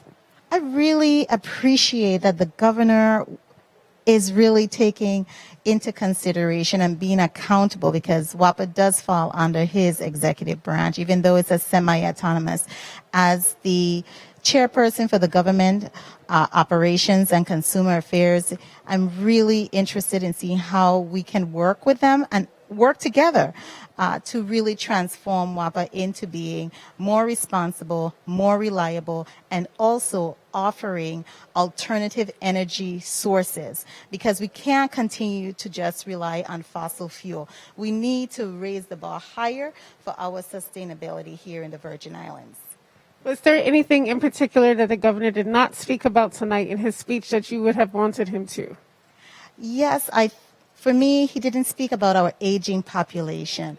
I didn't hear anything at what we're going to be doing to assure that our aging population is taken care of. We know we have Queen Louise Home that is derelict and needs help there, but we don't have a system in place that I saw in his speech talking about how we're going to be dealing with the elders in our community, those who are in need of elderly care, home health care, those type of care in the health field. I didn't see or hear anything touching on those. I know we have Seaview Nursing Facility that is damaged from the hurricanes, and we should be able to do something to provide really good quality health care for our seniors so that they can be serviced and receive the proper health care service with dignity.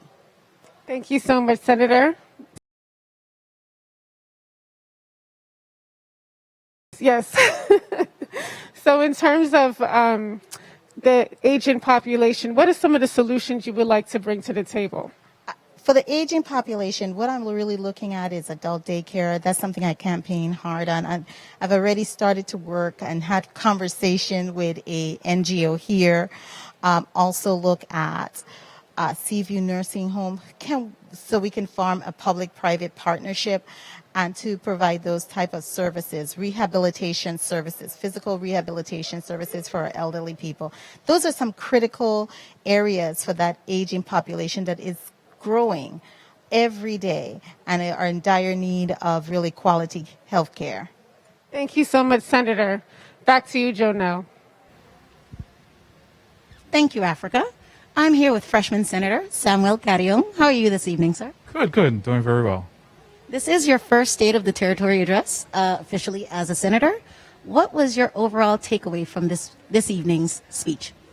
Well, I think the governor was his speech was very hopeful, but I still think there's a lot that we have to still do and overcome, especially with the whole pandemic and the whole recovery process. So there's a lot of work to be done. Understood. You are currently the chairman of the Committee on Youth, Sports, and Recreation. Based on his speech this evening, what are some key things that you're looking for or expectations for your committee and the overall outlook for youth, sports, and recreation in our territory? Well, I was pleased to hear with regard to some of the parks that we have in St. Thomas and also in St. Croix. I was pleased to hear the governor speak about their completion this year. Also, the Mason pool over on St. Croix. So I'm really hopeful to see some of these projects that are through the Office of Disaster Recovery. They're in that process of rebuilding. So I'm looking forward to seeing them accomplish and even finish. Excellent. As it relates to the rest of the speech, he mentioned on a variety of topics as it relates to the pandemic, EMS, VIPD, crime, public safety, etc.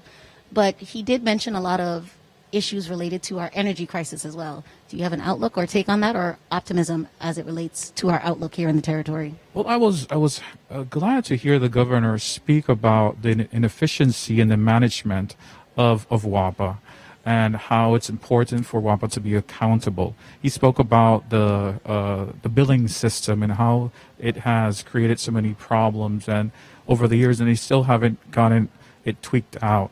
So, I was glad to hear that. I'm looking forward to seeing WAPA restructured and seeing some of those 4 new generators implemented so that the community can receive a relief. It's been very hard on our business owners, on our senior population, having to pay outrageous bills. So I'm really looking forward to seeing those changes implemented. Agreed, Senator. I want to thank you for taking the opportunity to interview with us this evening, and we look forward to more of your progress in the 34th Legislature. Thank you, and thank you for having me. Thank you. Back to you, Africa. Thank you, Janelle. Joining me is Senator Kirk VLA. How are you tonight? I'm good. How are you doing? I'm doing pretty good. So what are your thoughts on the governor's speech? Well, definitely his speech was upbeat. He tried to provide a positive light in terms of the path of the Virgin Islands moving forward. He did cover a number of areas that he think that we're progressing. I think that one thing that he forgot to mention is that a lot of the areas that he spoke to in reference to progress, whether it was the Henry Wilson Airport or the storage terminal or the Hotel Development Act or tax increment financing, they were all measures that were passed by this body. And I don't think that he gave enough credence to the body overall in reference to passing those particular measures. I think he needed to concentrate on that a bit more. He spoke about the securitization and the savings that would have gone to GRS, but he did not touch the savings. So he spoke about some $400 million in savings, but he didn't savings, which would have resulted in only $60 million. I would have liked to see a bit more of a focus on public safety. He spoke about it, but in terms of vague terms, we had some arrests, but no concrete areas in the path moving forward. I've been an advocate for making sure that we have GPS on all the cars. I've been an advocate for the installation of cameras. We have some $2 million that have been sitting there, $1 million for over 2 or 3 years that have been sitting there. I think that is one way that we could definitely reduce crime. I would have liked to Speaking more in reference to education about the rollout and the status of schools and getting those schools ready to be able to accept children. The president have definitely come out with a platform where he wants K-8 students to go back to school, and he have been advocating that he wants that to happen in the next few months. So we need to begin to develop those mechanisms as to how we're going to be able to move and how we're going to be moving in line to get the Virgin Islands back in step. In terms of moving in line, what are your thoughts on the overall management of the COVID-19 pandemic in the territory? With the COVID-19, I think we have done a relatively good job in terms of being able to stop the surge. We had a couple surge, but we've been able to control it. I think that Virgin Islanders are doing a good job with the masks going into businesses. I think we still have some work. I think that they have finally corrected the mistakes that they were making at the airports. We now have a better protocol in place. I just want to make sure that we're going to be ready for the reopening of the economy. I know the tourism product, we should be rebranding the Virgin Islands now. We need to make sure that the Main Street project is completed. We need to make sure that we're able to market the Virgin Islands similar to what a lot of the other Caribbean islands are doing. They're doing a totally different marketing plan. I think that this is an opportunity for us to have some diversity. I have been advocating for us to go after businesses. We have clearly seen that there's an effort for Made in the USA. The president just signed an executive order for Made in the USA, I think, yesterday. And we saw the issues of not having sufficient vaccination, PPEs, etc. So, I've been saying that we need to spend some money to see whether or not we could have some of those companies relocate to the Virgin Islands and be able to enjoy the tax breaks that we have in the Virgin Islands, and also enjoy the Jones Act and the fact that the product will be made in the Virgin Islands. I think that this is the time now for us to aggressively market the benefits that the Virgin Islands have to offer. Is there anything in particular in the governor's speech that he didn't mention that you would have liked him to mention tonight? He covered a number of areas. We didn't have a thorough assessment in reference to park and recreation, the status of all of the facilities. He did cover the Parley Joseph Stadium. I think that his language that he spoke in reference to horse racing, I think it was erroneous. He did say that with the bullying, etc., but I think that definitely Government House have held back on the racetrack and St. Croix being open. VIGL has made an offer to invest in the St. Croix racetrack, and the offer has literally been not dealt with. So I was surprised at the language that was used today, the language in reference to the conversation that is taking place to horse racing. And I think that the governor needs to be honest in his approach to what is taking place with horse racing. And it is clear that he's embedded with Southland Gaming and is not able to make the necessary decisions to move horse racing forward in the Virgin Islands. Thank you, Senator. Back to you, Jonelle. Thank you so much. Thank you, Africa. I'm here with Senator Janelle Casero. How are you this evening, Senator? I am blessed. I know you took a lot away from the governor's address this evening, but what are some of the key points that jumped out at you? And also, what are some of the most impactful points that you feel like he missed or gently touched on? Well, I want to first commend the governor for his work done. Can you hear me? I want to commend the governor for his work done on the pandemic. You know, I'm not here to be an obstructionist or to bash the work that he has done. So his team has really done a very good job on containing and preventing deaths and, overwhelming our healthcare infrastructure. But what sticked out at me, let's do education, for example. The only progress or the only litmus test to education cannot be the rebuilding of new schools. The data was also incorrect, a fact check. When we talk about graduation rates improving, we literally cut school off March 28th.